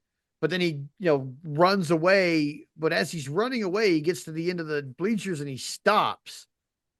And the Death Riders notice that he stopped there, and they start chasing him. And they get about halfway to him, and he pulls out a Molotov cocktail. We're like, Yeah, and I'm like, what what? the hell? Like, this is escalating quickly. And he tries to light it and gets speared out of nowhere by a security guard. Yeah. Like, I thought it was another new member of the Death Riders for a second. I was like, who the fuck is that? And then it ended up being like 6 or 7 security guards. Like, that first guy, like, He really got was him. into it, dude. He got Yeah, him. he got him. I was like, damn, like, kind of shit can Darby. Like, did nobody tell the security guys that Darby Allin was going to have a Molotov cocktail? Because that seemed like a little bit of an excessive response for what, for an angle. Yeah, he speared him right into the garbage cans. Yeah, Like, right into it, dude. And yeah. I'm like, Christ.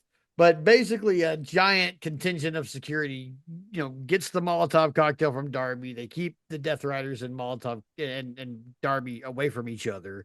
And that's kind of how we end with them, like, screaming back and forth at each other over what is basically a sea of security guards. Yeah. Like the only amount of security guards I can imagine would be able to keep the two of them apart from one Yeah. It was another. it was nuts. It was, It man. it was fantastic. I loved Yeah. it. It was oh my gosh. I love that ending. Like, because even though it showed that Darby is, without friends apparently, because it's not like Orange Cassidy stuck around to help him or anything. Um, but yeah, like he can take care of himself all on his own. Like it may have driven him to crazy lengths, these numbers that he's facing, but like, whoa, way to sell a guy's unpredictability and his willingness to do literally whatever it took. Like, Yeah. I am real hyped for the content of the I Quit match. I Oh man. want to see the match. I am worried about the finish, but I want to see what happens in the match. I Oh am I'm not man. like a super big fan of like ultra violent stuff or whatever, but if you give me a little time to gear up for it, I can handle one or two of those types of matches on a card. I am gearing up for that match. Yeah. I am. Oh Oof. man. It's gonna be gnarly. It has to be, man. I can only It's got to imagine be. like I mean, they've already it done has to so be, much. but I fear it won't. That's the Yeah, thing. like It is it going has to to be, live but I up? fear it won't. Is it going to live up to what they've built it into already? Like we're not even there yet. And look what they've like look how they've made it. Like what are what we're expecting Yeah. off of just what they built. Like this man tried to hit his opponent with a Molotov cocktail.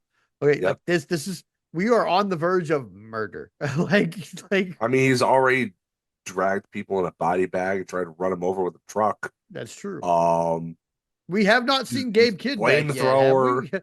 we? We haven't seen what? We haven't seen Gabe Kidd since then, have we? Nope. No. Nope. We haven't.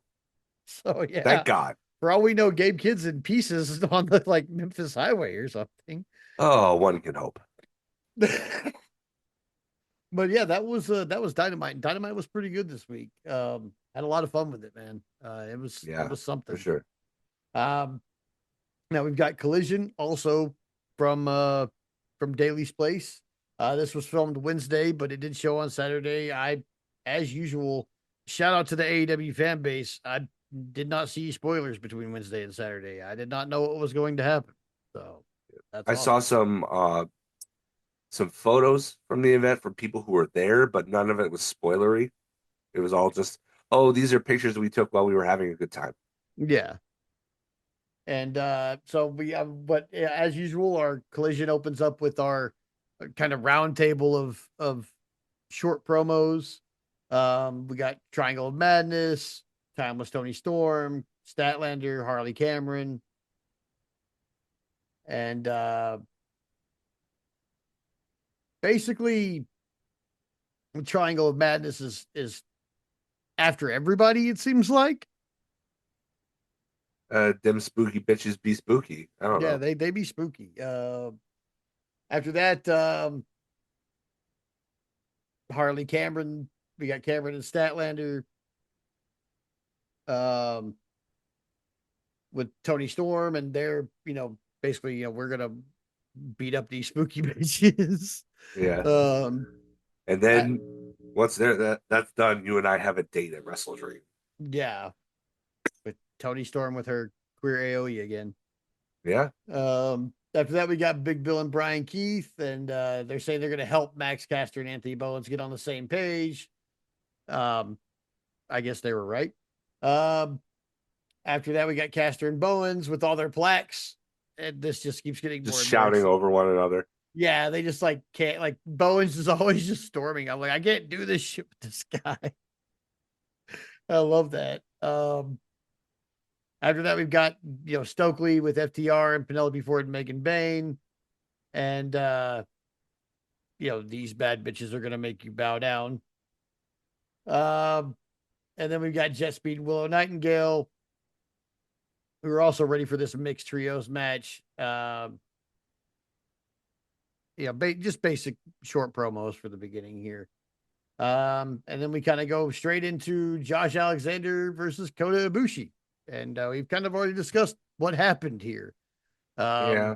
Poor Kota, it was just what it, I mean, the way that they went off that top rope, there was no mistaking on the fan side or backstage from people who've worked in this business. There was no mistaking that was like an epic level fuck up.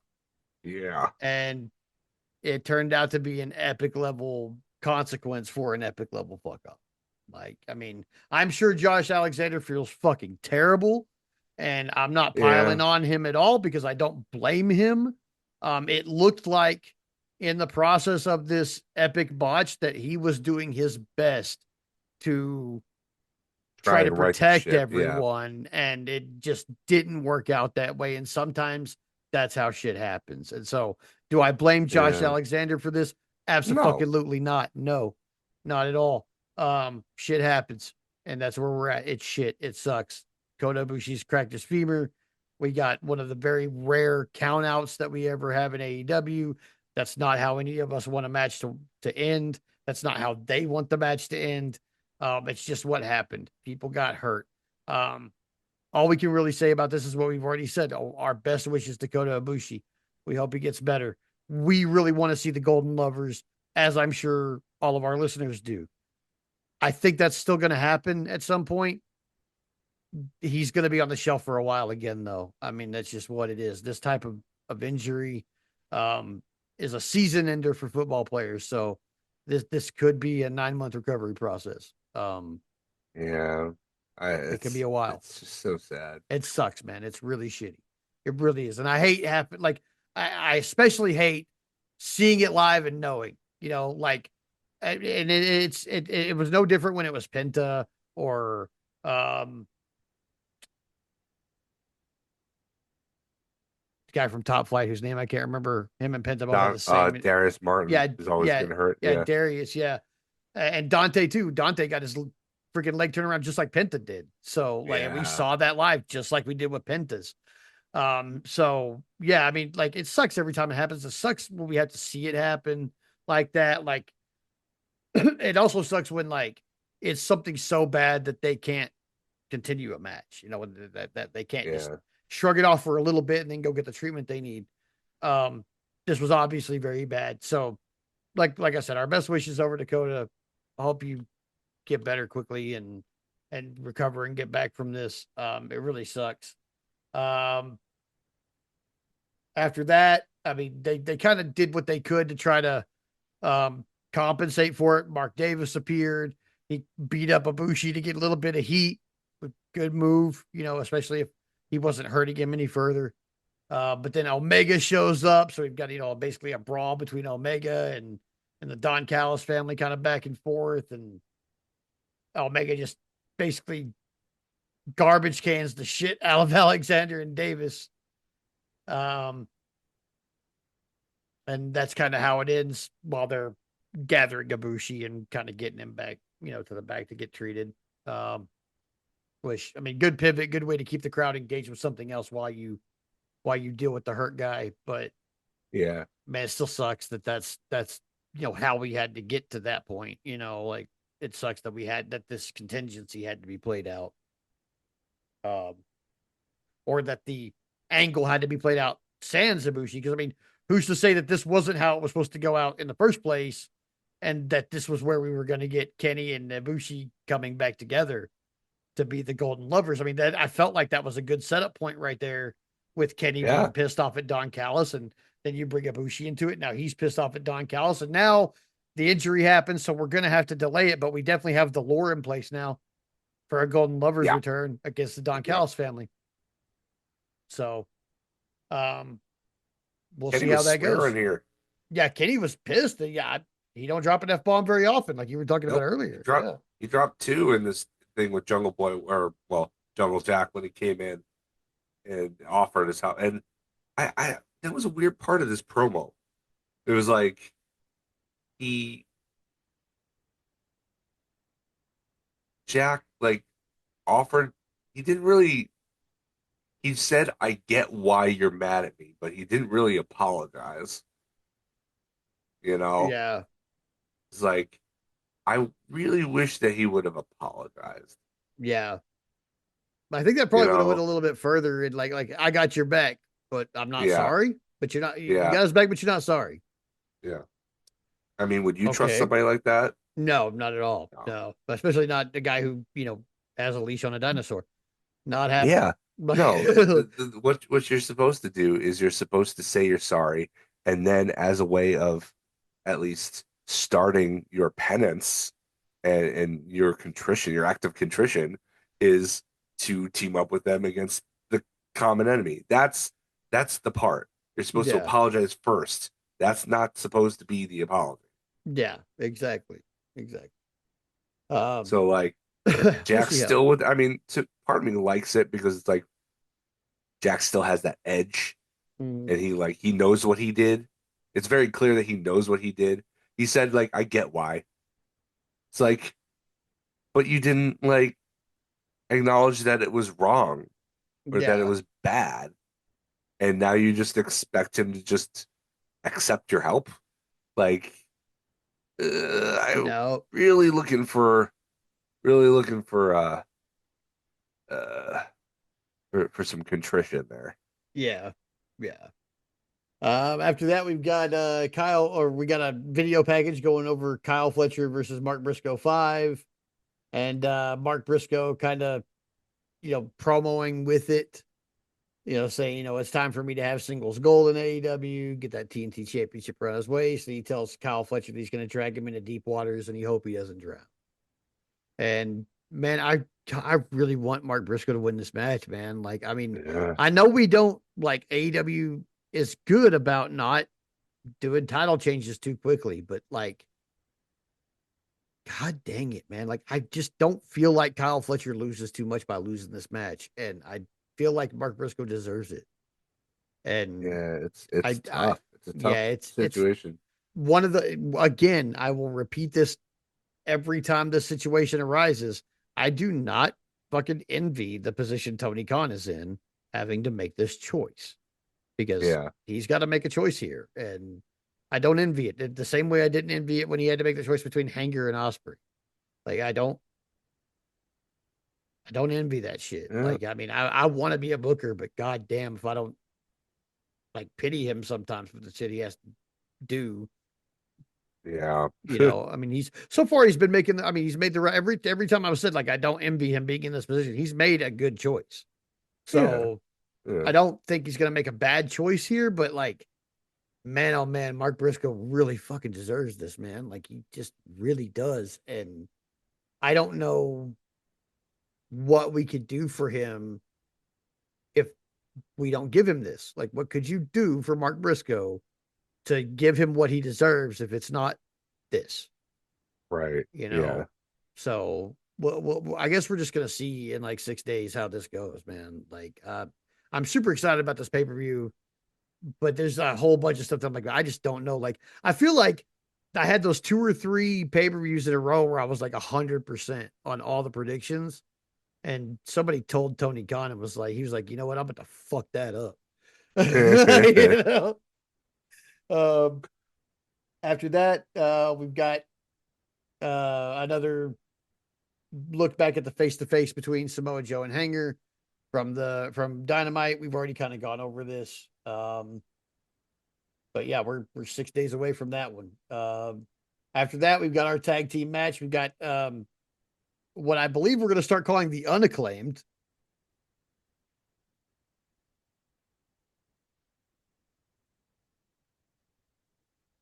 Oh, it should be declaimed. It should be not Declaimed. unacclaimed, I think.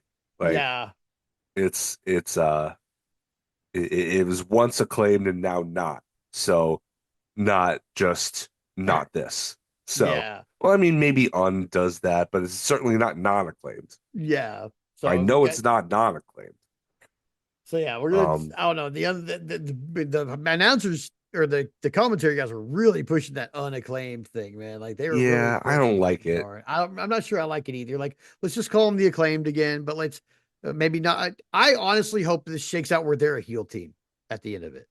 See, like I actually don't mind that they are uh trying to not be the acclaimed.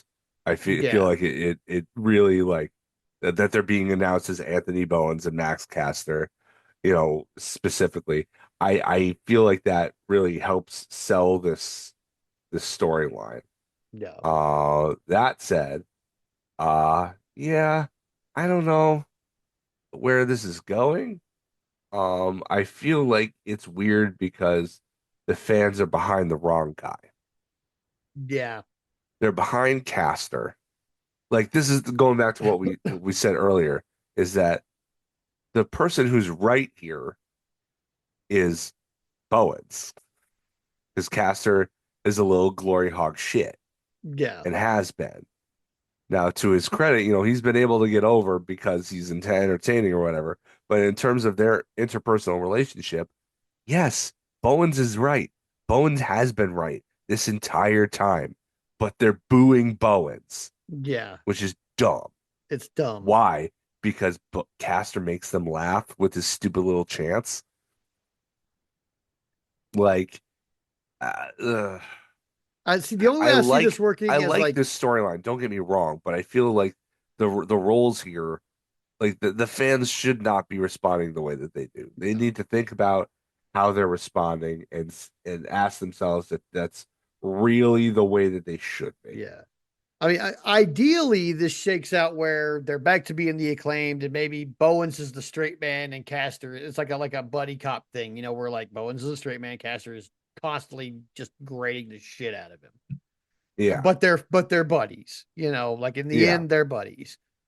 But the way that the fans are kind of driving this is that it's going to shake out where Max Caster is an asshole, and so yeah, he's kind of got like MJF, like this is our scumbag vibes, but it's going to and drive Bowens so frustratingly crazy that he flips heel. And now we have a heel acclaimed or yeah, the unacclaimed or whatever we're going to call it. So I honestly think that this shakes out that they end up being a heel team. Like maybe they finally do decide to go ahead and be a tag team together again. And Jerry Lynn comes out to celebrate with him, and then they just beat him up. And that's how we kind of know that that's what's happening. But maybe, yeah. I I mean, mean, that's the way the fans are pushing it, though. Like, ideally, Bowens is a straight man, and Caster is just annoying to him all the time, even though they're friends. yeah, But that's not the way it's being driven by just the fan reaction, by them flipping the reaction to what it should be to what it is. You're driving these guys to end up being a heel team.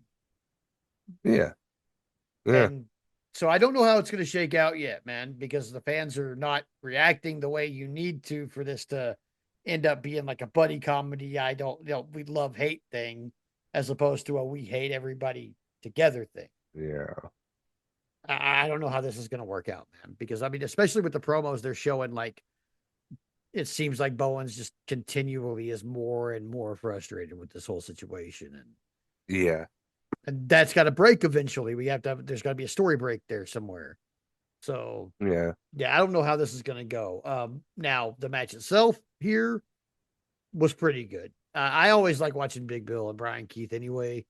Um, add them to uh, a a team of the acclaimed who aren't on the same page and are having their own like squabble going on.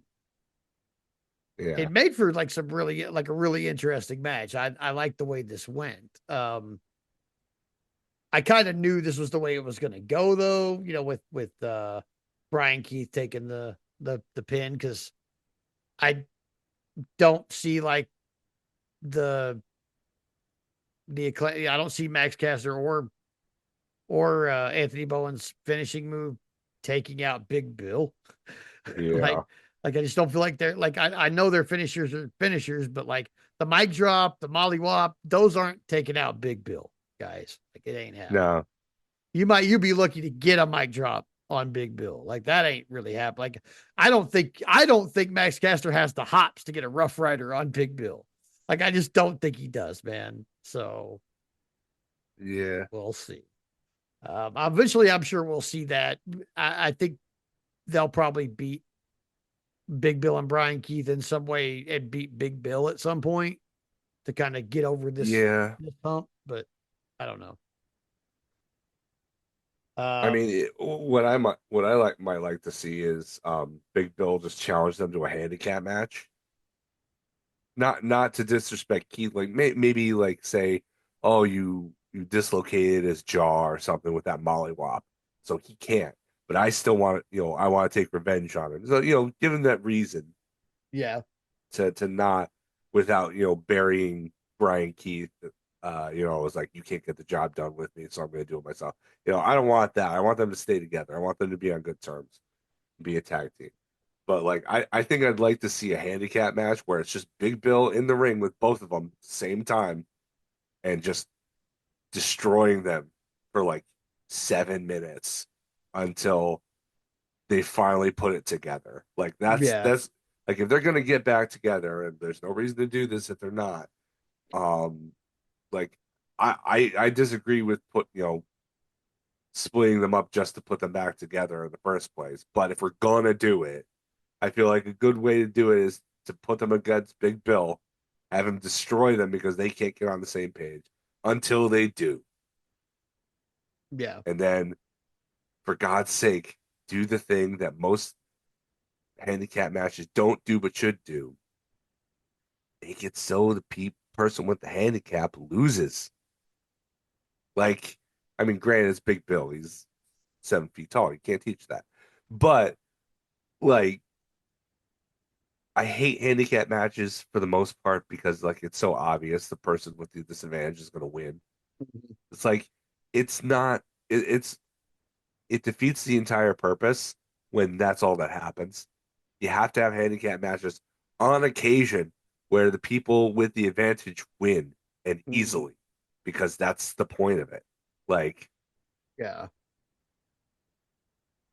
Right. That's one thing that WWE has always been really, really bad about. It's like, oh, John Cena's in a handicap match against the World Tag Team Champions. Oh, well, it looks like he's going to bury the tag champs tonight. Yeah. You know? Yeah. Or these two guys right here are facing Ryback. Oh well, they're about to get Yeah, stacked on top of each other. yeah. At least when they did it with the Big Show, it was believable because he's a huge dude. Yeah. So after their loss, we've got the Bang Bang Gang backstage with their new member Ace Austin. And they're just kind of, doing the Bang Bang Gang things. And Big Bill and Brian Keith kind of interrupt them by being pissed off about the loss they just took. Yep. And a match wasn't really set up here, but I'm assuming this means we're probably going to get Ace Austin and one of the other two guys versus Big Bill and Brian Keith. If I had to Um, guess, probably Juice. yeah, probably Juice. I am excited to see this though. I want to see more of this Ace Austin kid. So let's Yeah. let's Like see he where we hasn't had a go. match in like 6 weeks. Yeah, and the first match he had I thought was pretty good. So like, Yeah, me too. why aren't we having him on TV more? Um, like don't bring him in, make a big deal about him, and then just put him on the bench. Like, come on, Yeah. like let's figure it out. After that we have tag team squash match with Ty J versus Dream Girl Ellie and Carolina Cruz, who I think are local talents. I mean, they got the jobber entrance, but they're already in the ring, and Yep. this was every bit of a squash match. It was just Yep. Wasn't nearly the extent that the Jurassic Express squash match was. It was like mm, half the length of that. So yeah, proper squash length for a tag yeah, match. But yeah, Carolina Cruz and Dream Girl Ellie didn't stand a chance. no, not at all. And we're looking. I mean, it looks like they're trying to push it for Ty J to be the first tag team champions. I just don't think it's I don't so buy though. that. I don't buy that at I all. don't I'm buy it at sorry. all. After that, I we've say got the furthest they get is the semifinal. yeah. After that, we've got Lexi Their Nair finish is cool backstage. though. Finish is cool Oh yeah, though. that finish was pretty cool with the The the gory kick. bomb into Yeah, the the gory the bomb into the knee, drop kick or the knee. Yeah, the like knee oh from Ty Mello. Yeah, I thought it was sick. I love yeah, it that. was sick. I do like their finish. Yeah. Um, After that, Lexi Nair's backstage with the conglomeration. She's with Willow, Big Tom, Orange Cassidy, and Kyle O'Reilly, and Roderick Strong. Uh, Before she could ask anything, really, Orange Cassidy said he didn't know how this works. Because does he Yeah, ever? And then O'Reilly is like, "Yeah, I'll admit it. I got out Kyled." yeah. Which I mean, we're still doing this. He's such a charming baby face. He really Right. is. Um, I mean, that's the secret sauce to Kyle O'Reilly. Just let him be himself on the mic, let him say whatever he wants, and then let him be a killer in the ring. yeah. Like Like, he's goofy as shit, but he'll kick the shit out he of you can be too. two things. People can Yeah. be two things. Like, and The in fact, if nicest, you were, funniest people I know are the people who will kick your ass the easiest, also. yeah, the So smart thing to do is for him to do kind of like a halfway Orange Cassidy, where the nice guy thing is not necessarily a front, but a smokescreen at least to the yeah. fact that he will tear your ACL right off of your ankle, right off Right? your knee. Like, From your ankle. They'll yeah, just take your ankle off and wave it at you, bam, basically. bam, bam, just beat you over the head with it. Yeah, Yeah. Um, Roddy Strong kind of interjects, and just yelling about Moxley and the Death Riders. And he says that they're not as tough as they think they are. He said he's points at the conglomeration. He says, I'm not into this, but I'll do anything if I get to beat your asses. So it yeah, looks like Roddy's going to be with the conglomeration for a bit because they're currently beating Death Rider ass. So maybe that's who shows up Sunday or Saturday yeah. to help Darby as the conglomeration. And I wouldn't be That mad if makes that sense. was the case. That's a. It's weird because they're in both Death Rider stuff and Don Callis stuff right now. Yeah. Well, they So are the largest face faction. So yeah, yeah, that's true. yeah, they've always been. I mean, they were kind of. It took Don Callis a few members to catch up with them and pass them up. So, Yeah, but then um, once they passed him, it was off to the races. yeah. After that, they Orange Cassidy tells Willow that she should do the thing. And since Mark Briscoe's not with us, Willow Nightingale does her best Mark Briscoe, and it was pretty funny. I got a hoot out of it. Charming as always, Will Nightingale. Yeah, yeah, always. And Yeah, yeah, she's great. I really enjoy Willow Nightingale. Like I don't know, man. It would take a lot. Like she'd have to like come out and like support a genocide or something for me to be like, I don't like her anymore. It would have to she'd be have to do something something like it major. would have to be major. Yeah, like she's just so great. Um After that, we've got a little recap of Title Tuesday with the Demand and the Hurt Syndicate. And Bishop Khan says this isn't over. Toa Leona makes it clear that they demand war. Um, and then they announced that this Wednesday on Dynamite, Bobby Lashley and Shelton Benjamin will face off against GOA.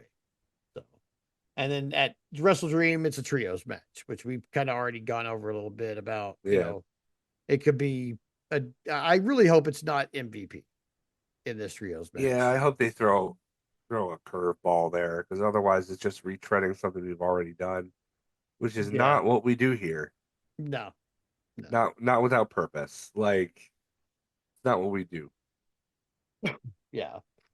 Um, After that, we kind of show kind of a recap of what's going on between Darby Allin and John Moxley, and then they show the video of Darby Allin attacking John Moxley at New York Comic Con, and Big Which Boom was AJ rad, try. by the Yeah, way. that was cool. And then I Big Boom love it when they AJ do trying like stuff hell like to that. separate them, which wasn't gonna work. Sorry, Big Boom And AJ, get RJ out of the City, way. sorry, Yeah, but and yeah. poor RJ, like he always gets chugged in this terrible situation. Like leave our I, Wrestle I Ant alone. yeah, I love when I posted about this on Blue Sky. I love that because of its interactive nature and being like kind of the one of, if not the only interactive art form that we have as a culture, that you can take pro wrestling out of the confines of the arena where the event is happening and put it in certain places where whoever's willing to play along and not call the cops. Uh and it works and it works as a uh hype machine. And I love it when it because and it happens infrequently enough that you don't see it coming and that it's always exciting when it happens. Um I Yeah, feel like there's a lot of juice behind this program, not in small part, in no small part to stuff like this that they're doing. They're letting yeah. it leak into Comic Con and stuff like that. And they're taking these opportunities where WWE isn't taking those opportunities. Yeah. I'm sure they had representatives at Comic Con. They always do. Were they doing anything cool like that? Not that I've No, heard. not that I've seen. Yeah, not at all. Um, but yeah, I mean, we get basically we just we get a little bit of Death Riders promo here. It's like and John, so it's funny because they just said that Moxley and Darby Allin are going to come face to face on Dynamite ahead of Wrestle Dream, right? And they And say that it's going to then be no contact. no And contact. But then they then cut this John promo. Moxley, it says the very next time I see Darby Allin, he will get his face smashed in. So they just said no contact between these guys, and then Moxley says, "Oh no, there is absolutely going to be contact." Yeah, like that was poorly. Somebody didn't communicate something to someone there. Yeah, so I feel like there was like a communication somewhere, or that was deliberate. But and now Darby Allin knows that they're going to try to attack him, and so he's not going to show up by himself, which would be a good opportunity It for would the be nice conglomeration to be there. So if we'll if see. if the conglomeration does back him up. I would prefer they not do it until the pay-per-view so that it is a surprise, not just for the fans, but in character for the Death Riders. Mm-hmm. Because like they think they're gonna just run. It's no DQ. What are you gonna do if it's a 6-on-1 beatdown? What are they gonna do? What's the ref gonna do? No, all they can do is beat him up until he says I quit. Yeah, So I would prefer that if that was going to happen, that conglomeration was going to back him up, or if he get any kind of backup for whatever. Don't tip your hat. Don't tip your hat to those guys. You cannot tip your hat. They are famously one step ahead of everybody, but that mm-hmm. is contingent on them thinking that something is going to happen that they need a backup plan for. Yeah, If they don't think anybody's going to come help you, which would be logical considering he hasn't had anybody help him for this entire 8 week period or so, like the time to get help is now and then and in that moment. And for them to not see it coming and therefore be unprepared for it, be on the back foot, and more likely to slip up and give Darby an opportunity to actually win the thing. So, much as I think it's illogical, the way they presented it, maybe, hopefully, by the end of this I Quit match, we'll see those loose threads. Why doesn't he have any friends? Why are the Death Riders actually growing? Why does it feel like this is never going to end here when this should be the logical ending point? Hopefully, all this stuff gets wrapped up, and with the excuse that it needed to be not foreshadowed in order to make it a surprise in character for the Death Rider.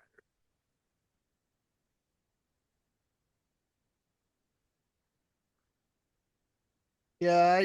I just I don't know. I really hope he has some help, man, because I'm getting like tired of watching people take these guys on solo. Like, ugh, Me too. It makes me want to go to St. Louis, fly out there just to give him some help. right, Run, run, run interference. Like I don't know. I could carry a taser. I know he's got one. right.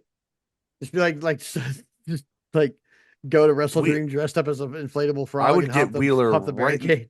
right in the chin, so that all his facial hair just singes right off. Oh, that'd be hilarious. Give him a handlebar mustache by way of taser. Yeah, Fucking I think hilarious. it'd be great. Be a Oh, good look for him. yeah. After that, we've got Dim Spooky Bitches against our world champion Chris Statlander, Timeless Tony Storm, and Harley Cameron. Um, this did not go the way I thought it was going. What you thought the Babyface were actually going to win? Yeah, I did actually. No, no, no, no. See, like the the triangle. Just no, not going to call them that. Them spooky bitches are an actual trio. They can't lose against some thrown together BS unless it's a really, really, really big angle. Yeah, Plus, Tekla has that match against. They announced she's going to be taking on Jamie Hayter at the pay per view. A women's match without a title on the line on the I main can't card. believe it. I'm like I'm so surprised. amazed and Yeah, so excited. That match is gonna rule. Yeah. Um, it wasn't announced by this point in the show, but it was obviously, in the on the card. So like you need the baby faces didn't need a win here because the baby faces are facing each other at the show. In Yeah. fact, it only serves their storyline if they lose and can blame one another. Fair. So yeah, them spooky bitches needed the win here. They got it. I'm glad. Uh, Harley takes the pin, unsurprisingly. Yeah. They're the quickest Matrix spider move into a spear that I've seen yet. Yeah. Um, That was pretty quick. but yeah, I thought uh, Julia Hart and Sky Blue and Tekla looked good here. Uh, I mean, I thought, the baby faces certainly absolutely looked dominant when they needed to. Both Stat and uh Tony definitely, looked championship worthy as they are and should be presented as. They shouldn't be having trouble with these girls in a Yeah. one-on-one situation, basically. Uh, but yeah, it wasn't like groundbreaking or anything, but it was fun. It was serviceable. Yeah. Yeah. It Then was we get enjoyable. I think after that's the Kenny Omega Yeah, segment that's that we where we already have the talked Kenny Omega about. segment. Yeah, that's what. Yeah, we already talked about that. And then Lexi Nair's backstage with Chris Statlander and Harley Cameron after their loss. Harley is now, you know, trying to get Stat to be her tag team partner. But Stat's, she's the world champion, so it's a no. Yeah. Um, but then Wheeler Yuta kind of butts in and is like, "Oh, there's Chris Statlander dumping a friend as soon as she makes him," basically. And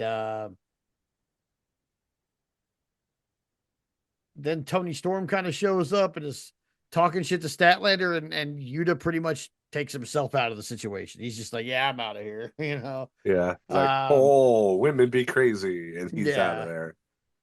yeah, as if you're not with the craziest woman on the whole roster there, Yuta. Right. Um, Seriously. yeah. So after Don't that, we trust Marina. yeah. Even Roddy can't trust her.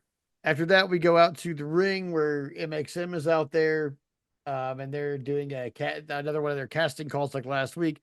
Thankfully, this week the crowd is making some noise before they start talking.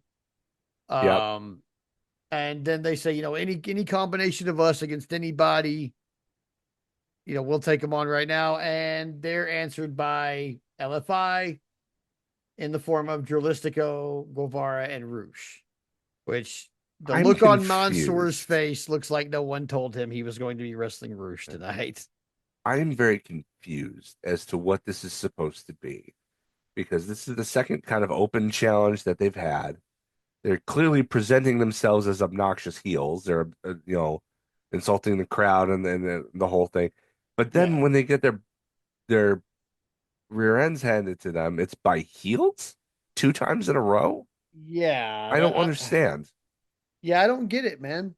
I don't get it. And I don't particularly care for it either, to be perfectly honest with you. I mean, don't get me wrong. I love seeing Roosh beat anybody up because he's very believable.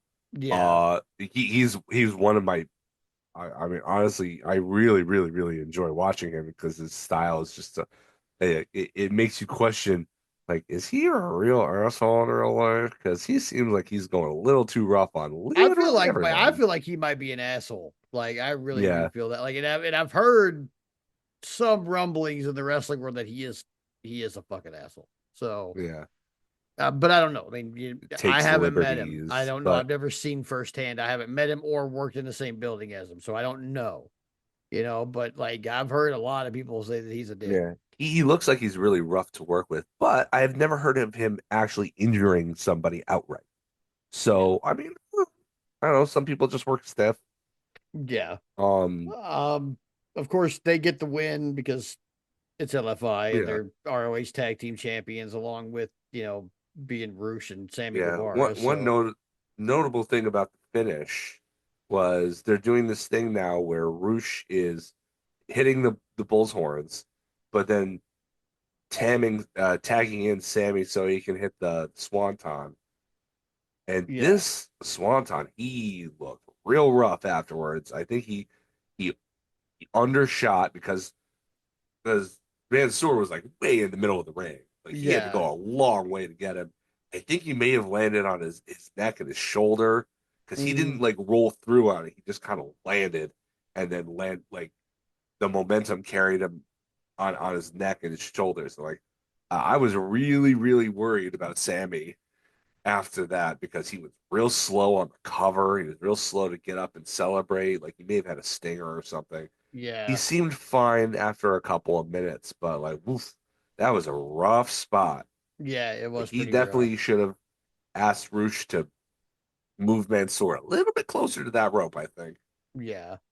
They afterwards they celebrate with Beast Mortos, and then Eddie Kingston's music hit. So we've got Mortos already in the ring for his match with Eddie, and this is kind of what I expected, which is the King of the Bums and Beast Mortos having a freaking slobber knocker, just beating the crap out of each other for like Yeah, 10 minutes, and they got about 7 minutes, I think, but it also yeah, had like 3 minutes in the middle with a commercial break.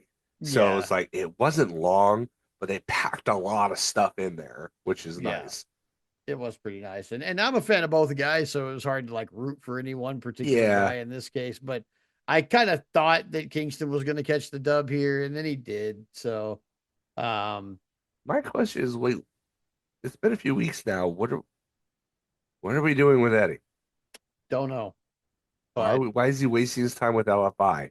and yeah, why Why? hasn't he talked to John John Moxley at Moxley all is yet? right there. Yeah, you haven't spoken to him yet. Why? And I'm gonna need a Like, good answer for that when he finally does. Like, why did yeah, it take so long for you to get face to face with this guy? We were waiting for you to come be the savior.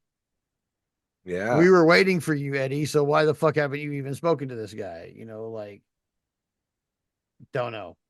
Um, After that, we've got them spooky bitches backstage getting the shit beaten out of them by Yeah. Jamie Hayter and Queen Aminata, and Queen Queen Aminata screaming bitch at them, which was crazy. Queen Aminata was not dressed to fight, but she certainly came to fight. Yeah, Like for she had sure. this really nice dress on and everything.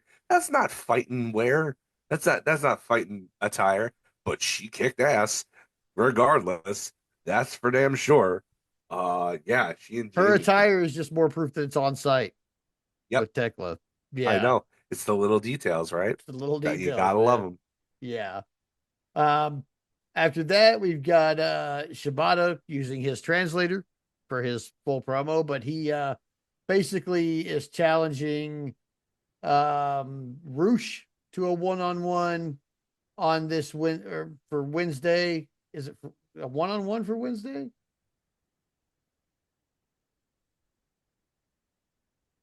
No, it's for the trios belts. He said any combination of LFI, any three Okay. of the four, uh, because it was because he beat Shibata fair and square weeks ago. And he's like, okay, all right. So far as I can say that, I'm an honorable guy, you've earned this shot. But I want a shot, to kind of I'm gonna use that shot basically to get my win back. So Okay. Okay. I mean, I imagine the ops are probably going to win that one. probably. I would think so. Like After it would be that, cool. Honestly, it would be cool if they had a surprise title change. They haven't done a surprise title change yeah, I mean, it would be pretty ever, cool. so far as I can tell. Like I can't think of a single title change that I didn't halfway see coming. Yeah. You know? Yeah. After that, we've got our main event, our mixed trios tag, the top gods versus versus. I'm not going to call them that. I'm just going to say it's Willow Nightingale and Jet Speed. Yeah. Um, I was not expecting any male on female violence in this match. And what I got, I fucking loved. I need Willow Nightingale versus Dax Harwood in a one-on-one that Dax loses. Like I need this Yeah. to Well, happen, dude. here's the thing. Like, so the match starts out under mixed rules, right? Bryce is Yeah. in there. He's the one calling the shots in the ring. He's making the men tag out to you know, the he's making sure that the men and the women are facing each other to begin Yeah. with. But as things get more and more kind of rolling, kind of out of control, Megan Bain or Will Nightingale would insist on staying in longer for those tags, and it builds up and it built up until Bryce just kind of let it go, and just you had uh Megan Bain, suplexing Jet what's his face? Speedball. The And you speedball, had yeah. Will Nightingale fight off both members of FTR Beating the on her own. brakes off them both. Dude, that would be I need her and Beth Phoenix versus FTR stat. But it skirted right up to the line because if you notice, there are a couple of instances where they teased it, but not once did one of the men actually get something in on the women. No. Not a single time. So it wasn't proper intergender, but it was about as close as you could get, because the girls got the licks in. The Yeah. guys, the guys never did. Um, the closest you got was Dax Harwood really relishing tag in against Willow, but then get him getting surprised and just getting just shit canned in the corner. Yeah. Uh, and just like you talk about his striking, and his striking is excellent, but he got outstruck here. That's for Oh sure. yeah. He didn't Yeah. he didn't land one, and Willow landed about 30 chops and elbows Yeah, and she just went nuts on him, punches, and dude. like, and then when Cash came in to break it up, she did the same thing to him in the other corner, backed him right Yeah. up into it, and beat the crap out of him, and it was great.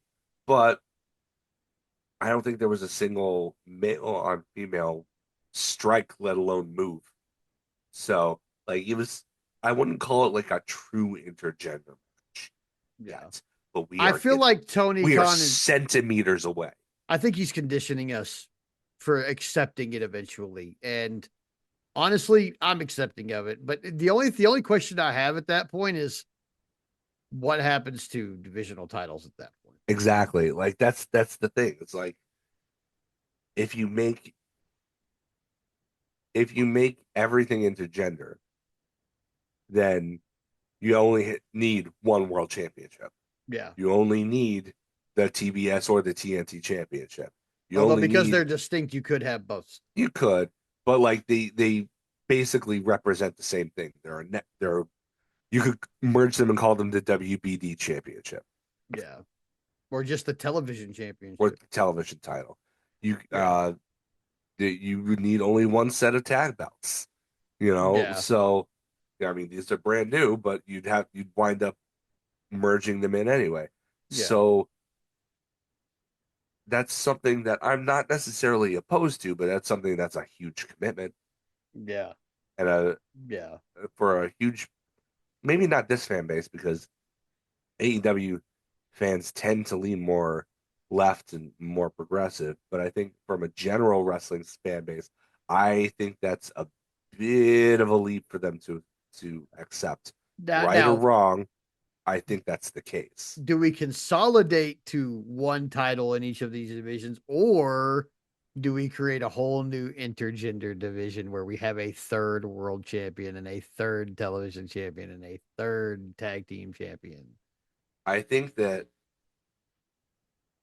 that's one way to go about it. It would be like fighting at catchweight Yeah. in MMA, kind Mhm. of. Um, that said, I think maybe probably the best way to go, at least initially, make the trios title inherently intergender. Yeah. Yeah. Because this match is proof we could have like a good, I mean, we Oh could do yeah, that. Yeah. easily made the case for it. Yeah. And it would have given onus for all of these, like for like Don Callis family in this case to have a female member, at least one or Yeah, two. like why does he only want sons? Yeah. Is it because you look like a penis and you only want penis? Is that it, Dong Phallus? Oh God, Is that dude. is that the reason? He of the Are crooked you urethra hole. like that's pretty weird, man. Not gonna lie, having It's 11 sons and 0 daughters is statistically and improbable. looking like a penis. Like, it's just weird. That's more probable than you might think. Yeah, probably. But yeah, I mean, so I mean, we had a lot of interaction here. I was okay with it. I didn't feel bad about it at all, even though I have been told by a legendary female wrestler to never ever, as a man, put your hands on a woman in a wrestling ring. Bryce I did a couple of times. I think we're I think we're fucking getting to the point where that's not the case anymore. Yeah, And I'm honestly okay with it because I can see Willow holding her own against Dax Harwood, and that's like one of the meanest dudes on the roster. yeah. You And know. he would be over the moon to put her over. Oh yeah, I bet he would. I bet he would love that shit. Absolutely, he would put her over. Yeah, he would. I mean, he wouldn't 100%. win if it was a singles match. He wouldn't win anyway, but No, I'm of sure he course would be not. okay with it. Oh yeah, for sure. So, yeah. But yeah, that was Collision. It was pretty good. Looking back on it, probably a little better than I initially had thought. Because like I mean, there was a couple instances on the show where I was just Oh, like I lost a little bit of interest. I the, was like, the ah, heels come took the on. win, by the way. Oh yeah, the heels won this one. For Penelope Ford snuck in while Bryce was distracted and helped Megan Bayne hit Doomsday Device onto Willow. And then Yeah, afterwards, they went to beat her up again. But of all people, Harley Cameron comes out with the head of a guitar wrapped in a chain of all freaking things that's and a made the yeah. save, which earlier in her promo with Statlander, Stat said that she knew somebody who probably would partner with her. The implication here is that she mentioned and uh, recommended Harley to team with Willow, which is interesting. I could see Harley and Willow being the first women's tag I, team champions. I could see it, but I think more interesting than that is the implications that it has that this is kind of a surreptitious, almost anonymous olive branch for Yeah, Stat towards yeah, Willow. that's fair. You know, I Yeah, that's the implication.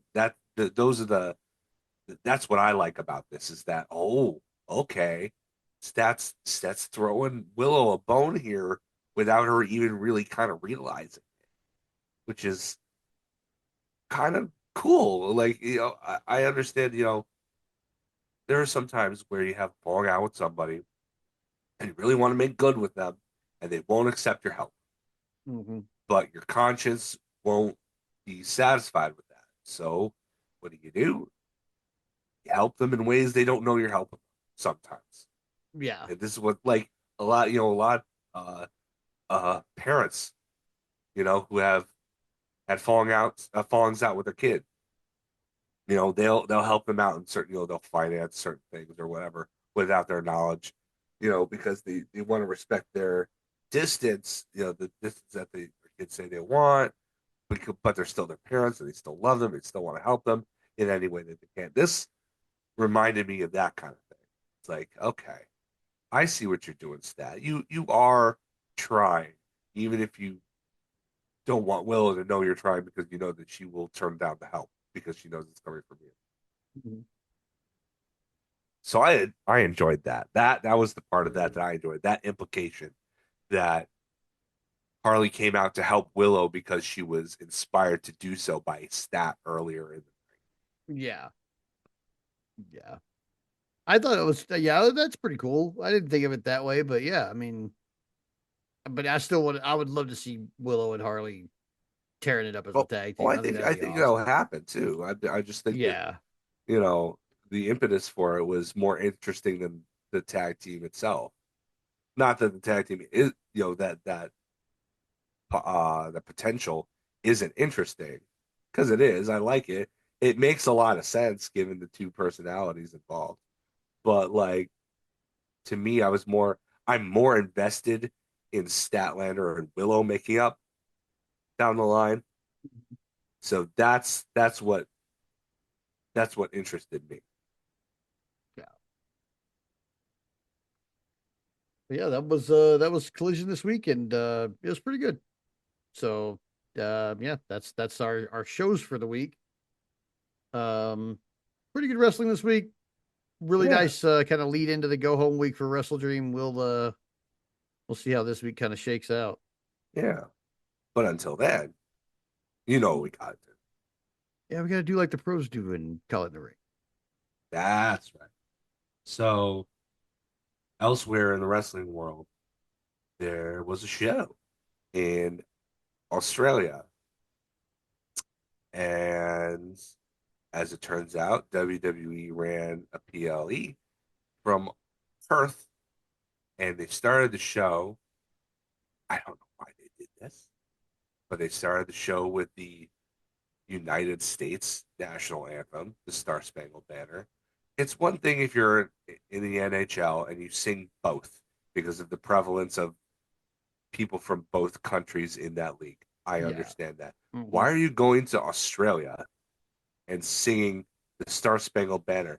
That's like just like shoving in their faces, this is American, and you are just lucky enough for us to grace you with our presence. Like it's and the fans let them know it. They were not having any of it, from what No, I they were understand, not. to the point where, as I recall, seeing earlier today, about 5 hours ago, as of this recording, as I was scrolling, there's word that they may have actually dampened the microphones to downplay how loud the boos were for it. Oh shit. Mm. So that got me thinking.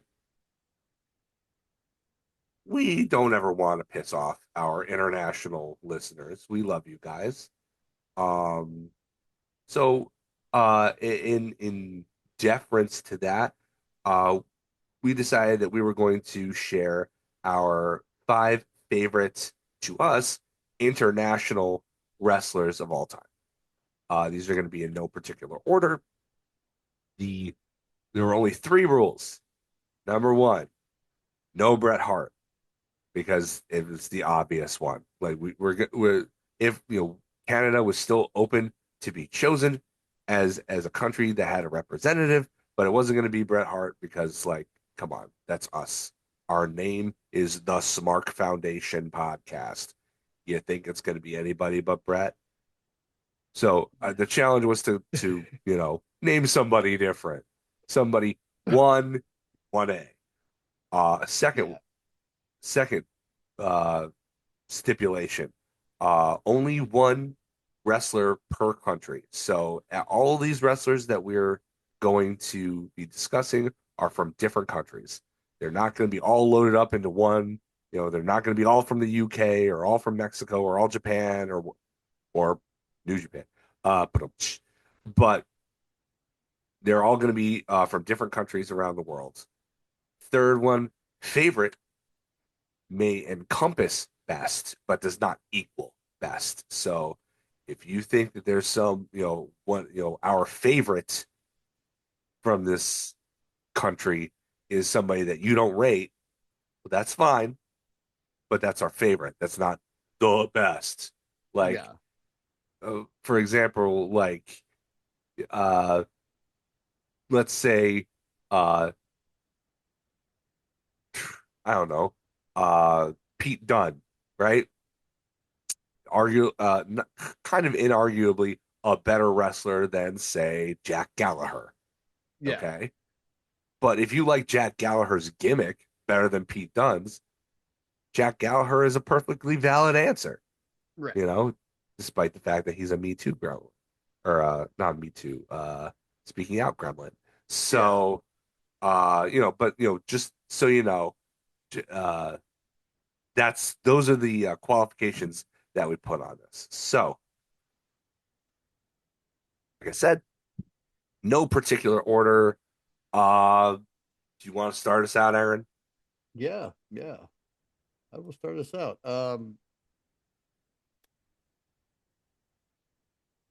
My number five guy, from Japan, my Yeah. all-time favorite Japanese wrestler is Yoshihiro Tajiri.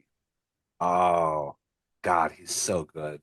Yes. To this Yes. day, he's still going. Yeah, yeah. He's still going. Tajiri's He's still still doing going. indie stuff. I think he pops up in Noah every now and again. Yeah, yeah. But yeah, Tajiri, one of like other than like the Great Muda and uh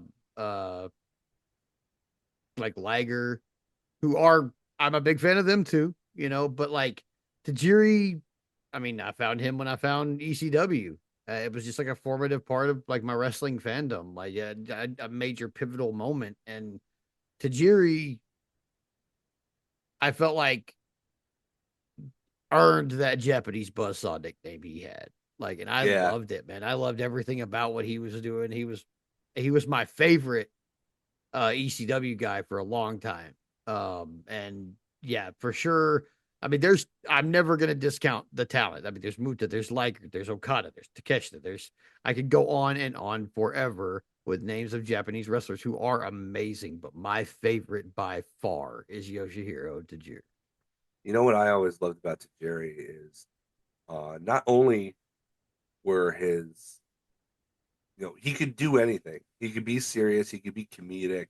He had Mm-hmm. excellent comedic timing He for did. somebody who didn't speak English fluently. Mm-hmm. He took to the WWE comedy style like a fish to water, really. Like Yeah, it was kind of remarkable. As much success as he had in ECW, I feel like he was more successful in WWE once he found his comedy niche. yeah, His work with Regal was fantastic, especially. yeah. Also, his kicks, Dude, geez his Louis. kicks, man. I mean, you're hard pressed to find a more perfect thrust kick than anything that, you know, when he kicked you in the face, it looked like he knocked your lights out, knocked them back on again, and knocked them out all in a matter of a millisecond. Like crazy.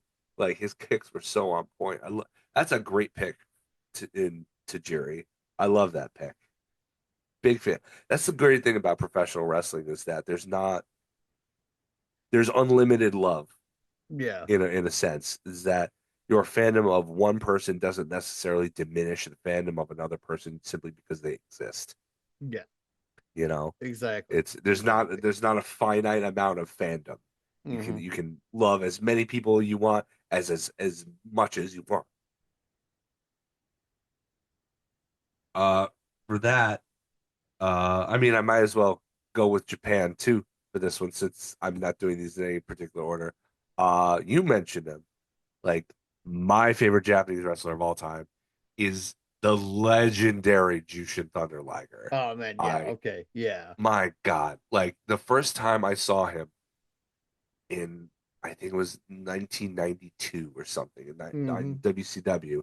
His first, several matches against Brian Pillman for the WCW at the time light heavyweight The light title heavyweight were title, just like yeah, revolutionary. I didn't know the matches could be like that. yeah. Like it was an entirely new, and I'm 7 at the time, right? You've Hmm. got this guy who looks different than anybody else. He comes out with a full bodysuit that's brightly colored with the big horns and the hair and the demon face, and he's doing stuff in the air that I've never seen anybody else do. He invented the shooting star press for God's sake Hmm. in 1986. Like I was so he and Brian Pillman ran it back for the first match of first WCW Monday Nitro, which is Yeah. like an indelible memory of mine. That night is Hmm. etched into my brain because of how important and how sensational it was. You know, anytime Liger came back, I popped huge. I was so fortunate to be able to see him wrestle live Oh. at WrestleCon in New Jersey in 2013. Was it Hmm. 13? 13. Yeah. Like it was just I was over the moon. Like to me, maybe there are guys who are more evolved or more modern or whatever, but like to me, Liger's the bar for pro wrestling. Like it he's it. He's my guy. Oh yeah. Um. Next up, I got Australia, I and think you and I are going to share this one. there's a really big crop of Australian wrestlers who I'm a fan of. I mean, pretty much everybody who's ever come out of that country that's made it to our television screen at one point or another, I've been a fan of that person. Yeah. You know, there's Buddy, there's Rhea currently, you know, there's quite a few currently that I'm like, oh yeah, these are The good wrestlers. Iconics. The Iconics, yeah. But I mean, come on. If you're watching wrestling anywhere in the world right now, and if you're like us and you don't watch WWE, I mean, because if I watch WWE, this would be Rhea Ripley. But God damn it, Yeah. we know it's Kyle fucking Fletcher. Okay, like, Oh. fucking, of course it's Kyle Fletcher. Of Oh. course it's Kyle Fletcher. I'm sorry, but like, I love.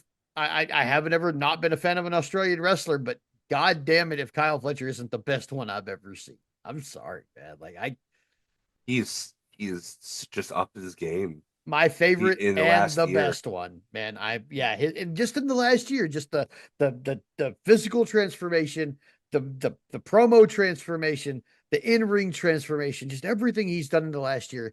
This man has a 16-cylinder engine and he's hitting on all of them, man. Yeah. No, Nothing. I I mean, can't I hate can't.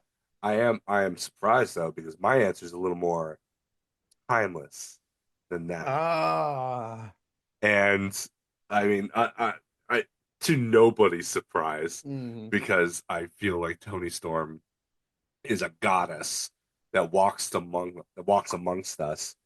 Whether she has a butler or not, she has been.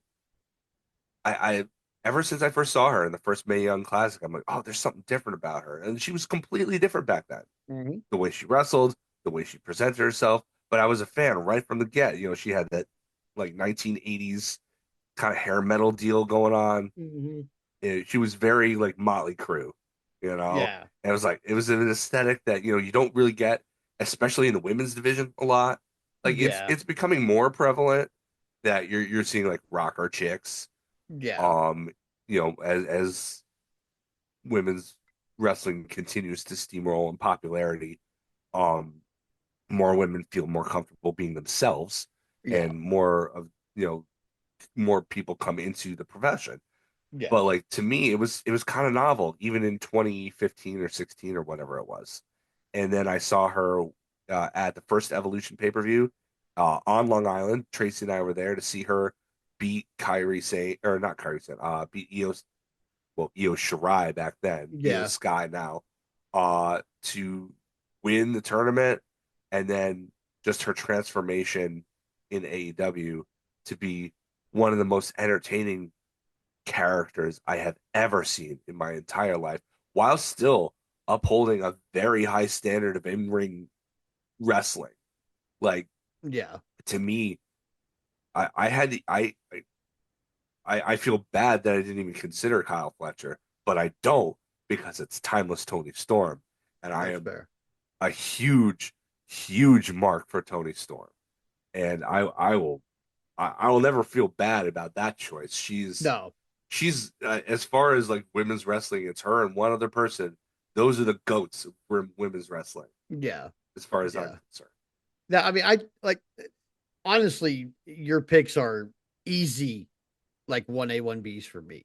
You know, I Yeah, mean, like, we do have I similar don't, taste. yeah, we have similar tastes, but I can't hate on any of, like, Liger. Fuck yeah, influential. Tony Storm. Do I have to go on about her? Like, no, I don't Right. think so. You know, I think No. everybody gets the point. Um, so yeah, I mean, we're in agreement here for the most part. I mean, we have different picks, but damned if, like, you don't present a fucking great case for everybody. Yeah. You know, I mean, I can't, I couldn't say that, like, in a different mindset, I wouldn't have picked the same people, Yeah. so it just depends on, like, in this case, like, I kind of wrote down my list, like, as we're going into this segment on the fly. Like, I do that a Yeah. lot. Like, we call it in the ring. I'm calling in the ring right now. I just, like, picked 5 countries, was like, who do I like best from these 5 countries? I can't Um, hate that. the only one that I have is my number one pick, and that's one that I had, like, since you texted me. I was like, I know who I have for this country. He might not even cross this guy.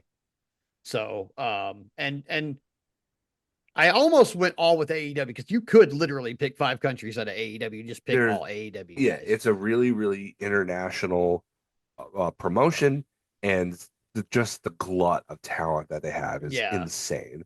We are Now, living in a truly blessed golden age of professional Yes, wrestling. we are. Now, to that point, I only have two AEW guys on this whole list. So here we go. But Well, you listed one of them, so yeah, my next pick is Mexico. okay. Now, this one's a little deeper for me. I mean, I like now I'm not going to go off and like name a Mexican wrestler that nobody's familiar with. Everybody's going to know who I'm talking about. Okay. But Yeah. um, I grew up, I'm half Mexican. I grew up in a Spanish family. You know, Latinos, we enjoy wrestling. My white side of the family also enjoys wrestling. So, like, I got it from both sides. And I knew of Mexican wrestlings and Mexican wrestling and lucha before WCW brought it to America. But it's WCW that made me love it the way I do, to be perfectly honest. It wasn't Hmm. AAA or CMLL or watching old Mil Mascaras or anything like that, which I did do that, but WCW is what gave me, that's the program that I watched the most. That's what gave me my love for luchadors. And my favorite Mexican wrestler is the chairman of the motherfucking board, La Parca. La Parka. Oh, that's such a great pick. I Oh, love La I Parca love that so much, pick. dude. I am a huge fan Oh, of La Parca, dude. The original La Parca, that's my guy, man. Like I oh, really he was loved that whole so crowd. good. But La That, Parca, uh, it was entertaining. He was just so entertaining, man. and he Like was there, so. Well, the great thing about him too is he was so much bigger than any of the other luchadors, with the Mhm. exception maybe Psychosis. But like, sorry, even Psychosis. Psychosis was a slim guy, and La Parka was this big, beefy 6'2", 6'3" dude in Yeah, full body gear with the Day of the Dead motif, and he did a little strut. He played air guitar with a chair, and then he beat you with a chair. yeah. And it was great. And he It could was still go everything. in the ring. Yeah, yeah. Like the first few times he came out, like we they had him, wrestling regular lucha matches, and he was a great luchador. But man, as soon as they handed him that chair and were like, "Do whatever you want with this thing," it just became something completely different, man. He was just I loved it, and I loved La Parca. Like I Such a great pick. man, I loved La Parca. Like that was my guy, dude, for sure. Well, I'm going to disappoint you because uh, I didn't actually include Mexico in my list. Womp womp. You know who I, you know who I did include though? Hmm.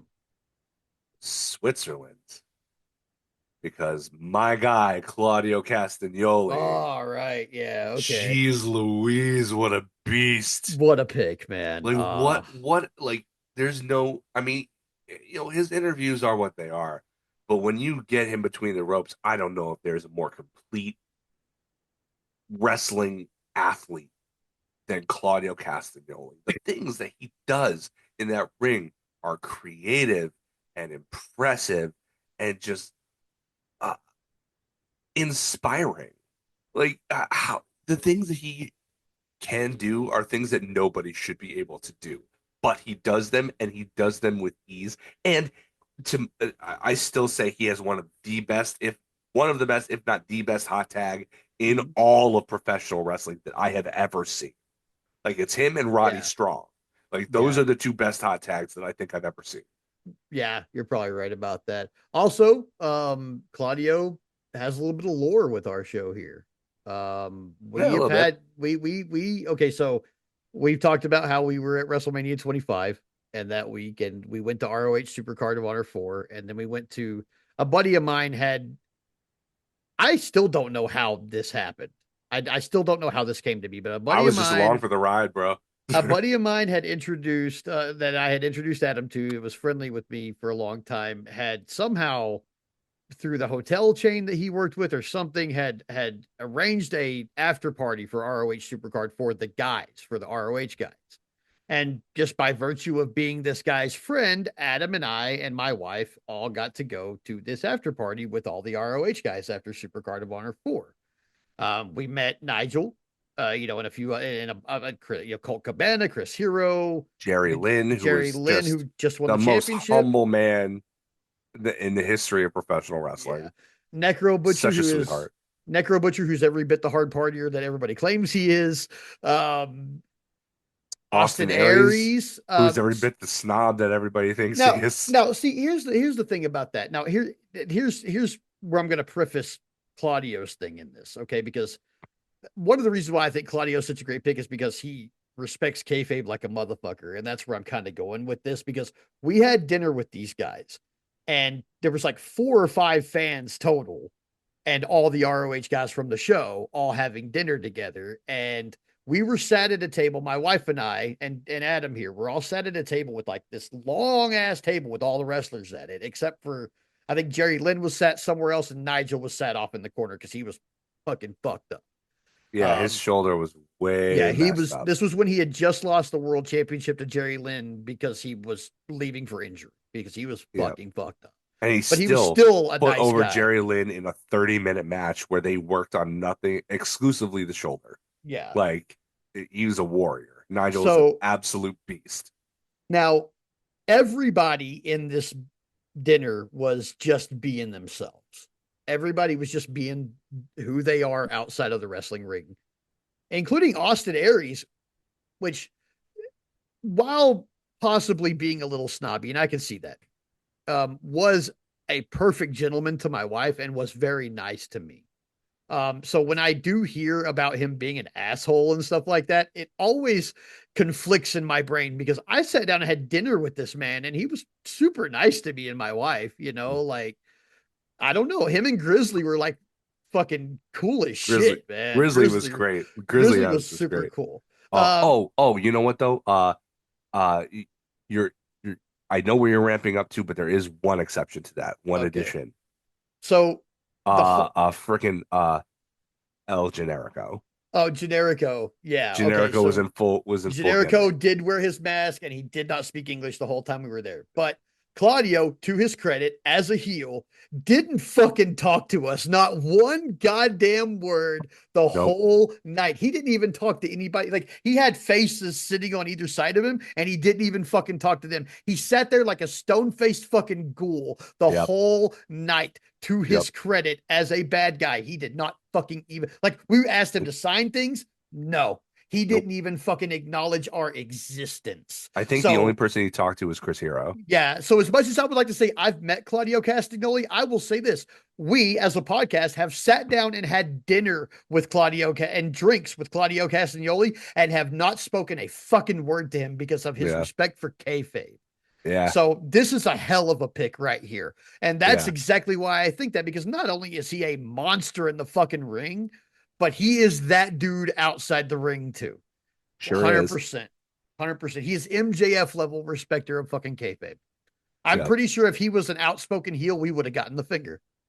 Yeah, probably. Like he didn't look like I mean, I don't No, know he if he looked was disgusted with he us looked the entire time. disgusted that we were Yeah. there. Yeah. And everybody else was like laughing and having a good time. Like my wife was asking for autographs from people she had no idea who they fucking were. And they were just joking with her about it. But Claudio, not even he didn't No. crack a smile. He just fucking like, he looked like he might murder someone the whole time we were sitting there. Yeah.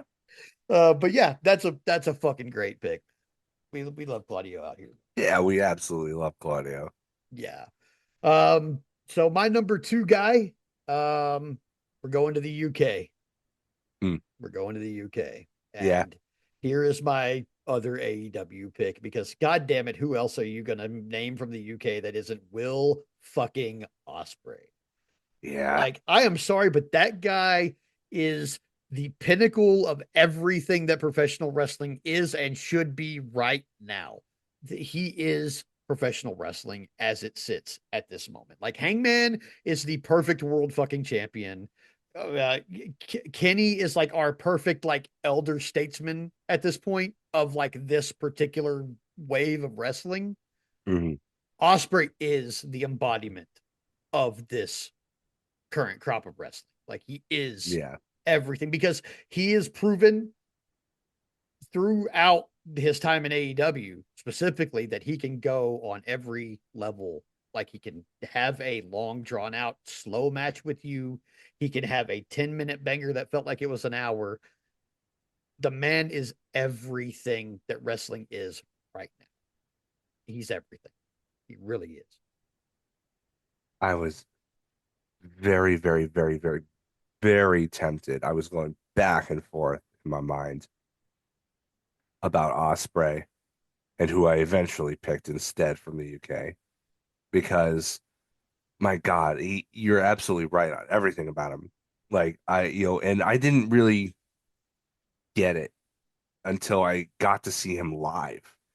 And the connection that he makes with an audience is immediate and electric.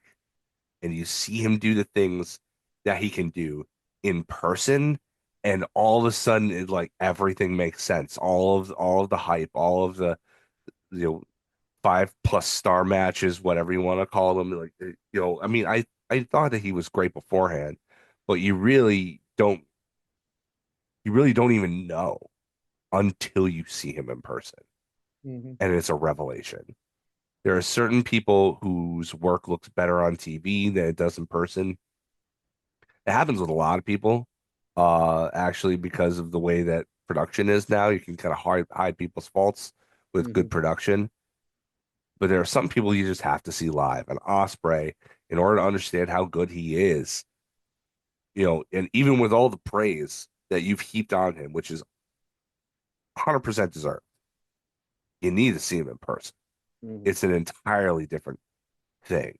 And it'll blow you away. That said, I'm taking into account everything, my entire 40 years plus of fandom, well, more or less.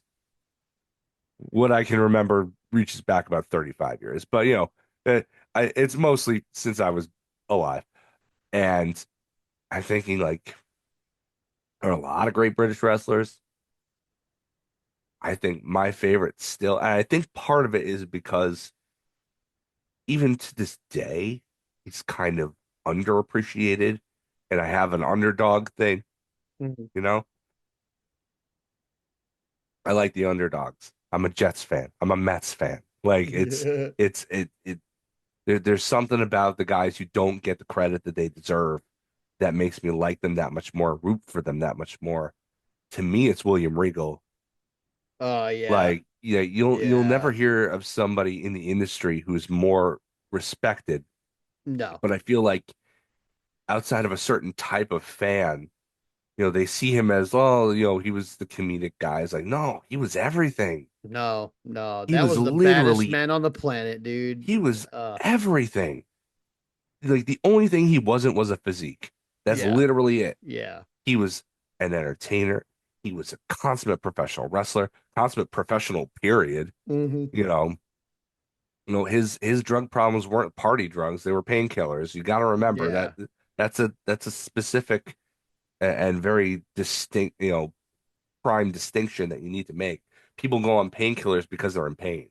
Yeah. People do cocaine because they want to party. You Yeah. know what I mean? He Yeah. went on painkillers and he had an addiction and you know, but like I feel like you want to talk about a guy who could give you literally anything that you ask for and would probably serve you up something better than you had even envisioned in your head when Hmm. you thought of the original idea. That's William Regal. Yeah. Yeah. I mean, And he was the first person to show us that Bill Goldberg could wrestle more than 5 minutes. yeah, Because he I drug mean, him kicking and screaming to like 30 or something like that. oh, But it wasn't that. yeah, It was but like six, well, it six or was long seven, enough, something but like he that. drug him kicking and screaming to it, and then proved to everybody that he wasn't just going to get thrown around by this asshole either. Yeah, Like but yeah, and then he got fired for it. yeah, which is Uh, bullshit. but like I mean, he had a great King of the Ring run too. Like to this day, I regret the fact that he had like an accidental wellness policy failure that wasn't even his fault that interrupted his run as simultaneous King of the Ring and GM of Raw Yeah, because like I really feel like they were gonna give him the belt as part of that run, and I felt like he deserved it so much. Like this was a guy who could do. He had been known as the comedy guy with Tajiri and with Eugene and with whoever else, and Jericho, the Un-Americans, whatever, and he made all of it work. And then he was immediately still believable as in that 2008 run in King of the Ring, where he just destroyed people, dismantled them one at a time scientifically, broke them down, and make them cry for mommy in the middle of the ring. And like, uh, he's, I feel like so many people respect him, but not enough, even.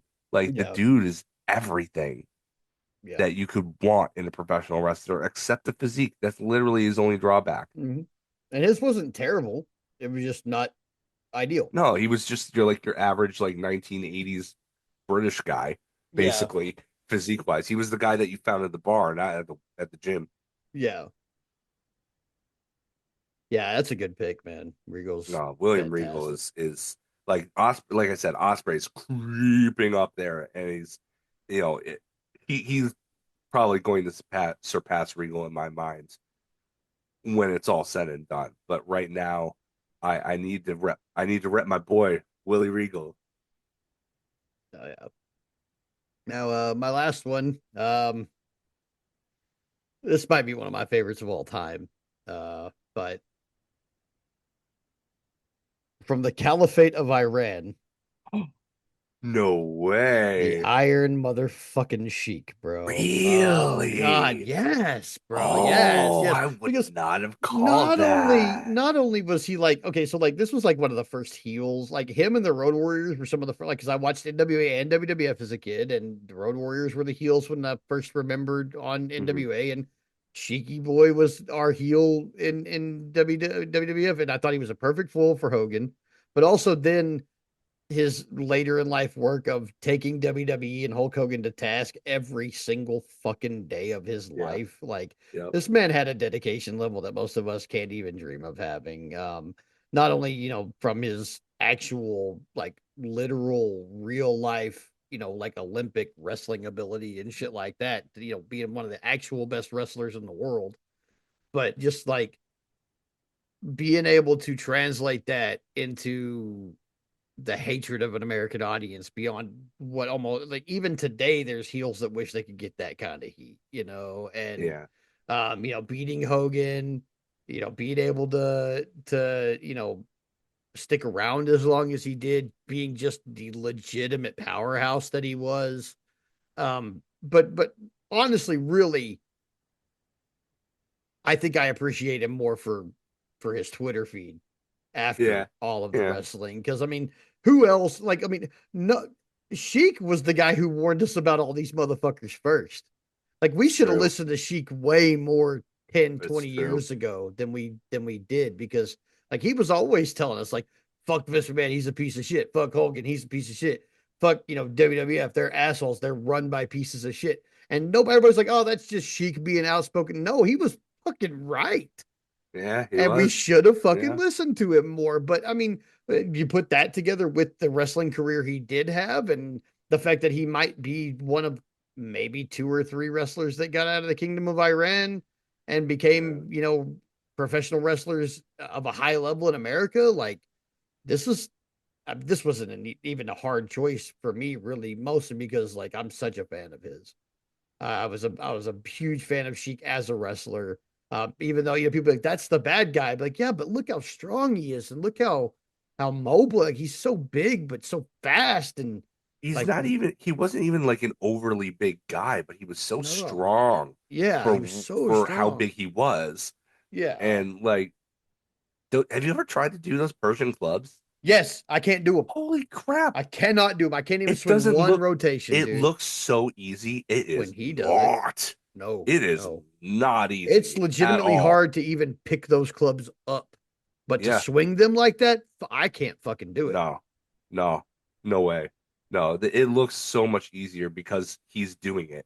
Yeah, because he's Eh, doing it and he's doing it easily, like Yeah. like it ain't nothing. But yeah, no, it's fucking difficult, man. Like yeah, the gym we had a membership at last had a set of them just sitting like they had like a section where there's like heavy bag, push sleds, all this other stuff, like fighter stuff, Oh like the wow, I've ropes been and to a all few that. gyms. I've never seen one with Persian And they had clubs. the Persian clubs, man. And I don't know if they belonged to somebody or what, but I just like was like, oh hey, cool, let me try. And I tried to pick them up, and I got them here, Yeah. but And then you went they're backwards. did yeah, the damn near fell over backwards on the back of my head. Like I Yep. just there was no yeah, they're heavy, dude. They're Yeah. heavy and they're He hard. Like I met Shiki at that same WrestleCon, different day of the convention, but uh it was, he had his clubs with him, and so you could pick them up or whatever. I'm like, no way, I can't.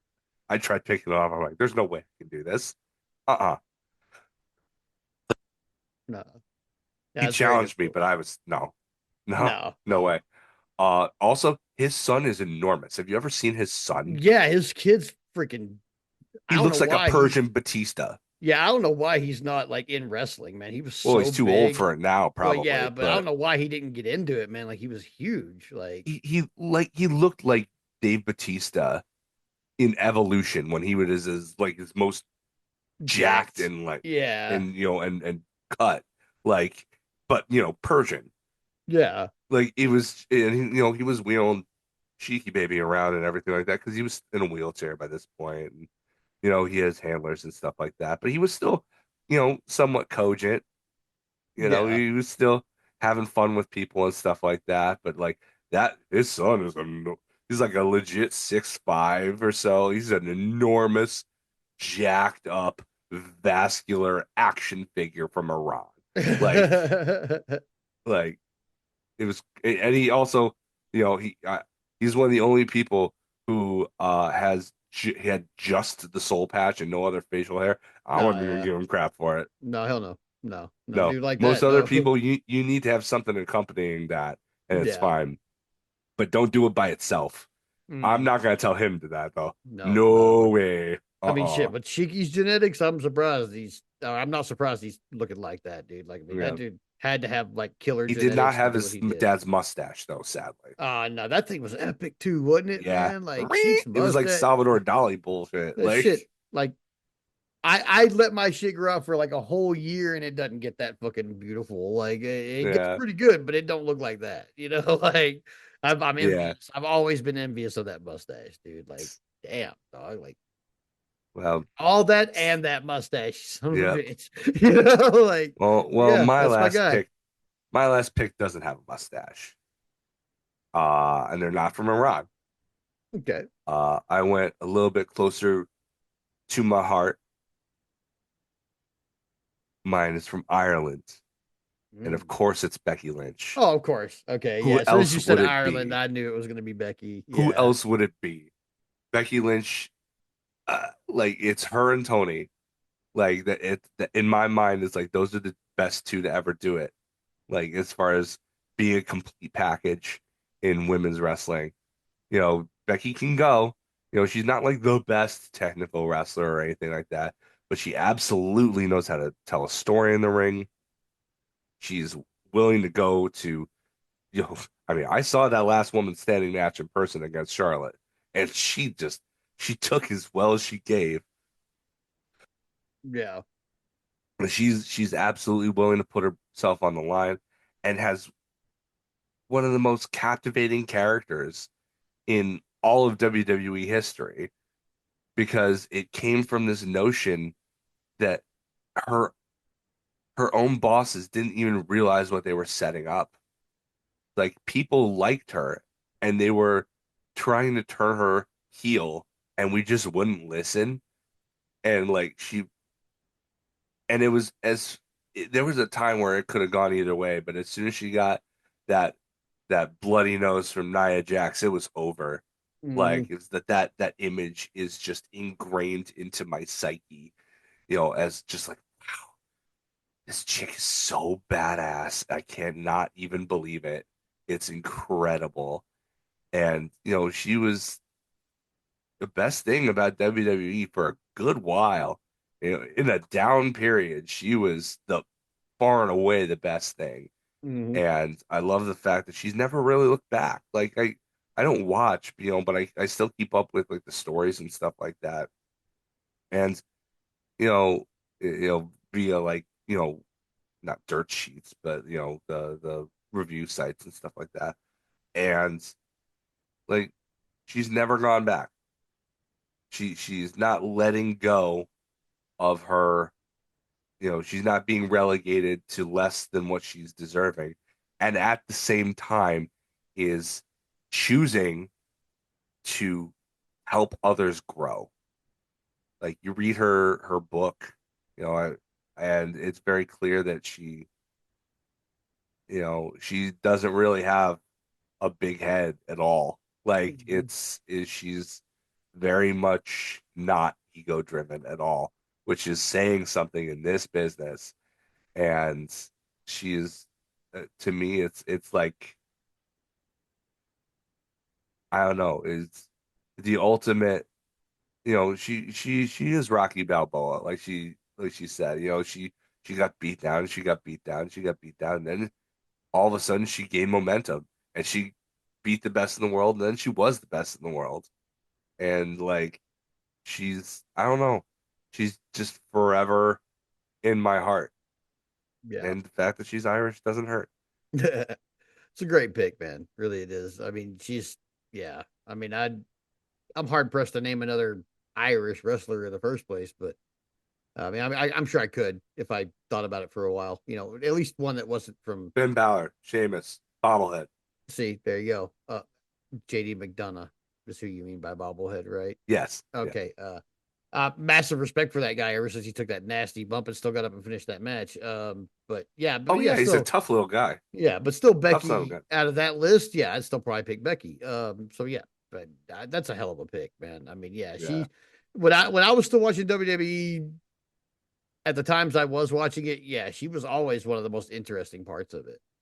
Always one of the best parts of it. Always like, at least I could like when I'd see her come on, I'd be like, all right, at least I'm gonna have fun with this segment if I don't have fun Yep. with any other one. So Yeah, like she's just I mean, that's the thing too, is that, as good as she is in the ring, and she is, I mean, I wouldn't say she's an elite worker. She's not an Asuka or an Io Sky or somebody or a Rhea Ripley even, but you know, nobody backs it up on the mic no. anywhere close to a league of hers Yeah. at all. Like nobody in the women's division talks like her. No. I would want to see her versus Tony Storm just for the promos. Like Yeah. can you imagine them going back and forth on one another? Like, oh my God, can you talk about entertaining TV and hype for a match, the biggest women's match of all time, Yeah. probably. Yeah, that would You be know, for sure. Yeah, that man, the promos alone would have me hooked. That'd be like a 30-minute promo segment. I wouldn't even be mad at it. I'd be like, all yep. I wouldn't right. care if it was the whole 2 hours. Just talk to Yeah, me. yeah, Talk to me, just let it ladies. go. Talk to me. Yeah, I'd definitely be down for that. Oh, I need that to happen so bad at some point before this is all said and done. I mean, with Seth being such a WWE homer, I don't see it happening. Yeah, I don't either. Unless he Like she's decides, she's not going to go anywhere else while unless he he's there. decides to retire. But he said he was done soon. So, I mean, there's hope. There's always My hope. my thing with him is that like I kind of I still, and you can call me naive for this if you want. I could see the argument. There's a little bit of hope I have that not necessarily that he would come to the AEW because I don't think that's in the card. But I think with the Saudi Arabia announcement from a few weeks back, you look at him and on stage and he is miserable. He's just like everybody else there. The only one who like even tried to look excited was Bianca Belair. And even Hmm. that it was not convincing. No. And he is there and he cannot hide his disgust at the situation. So I have hope that maybe one day he'll kind of see the company's direction and won't want to be a part of it anymore. Yeah.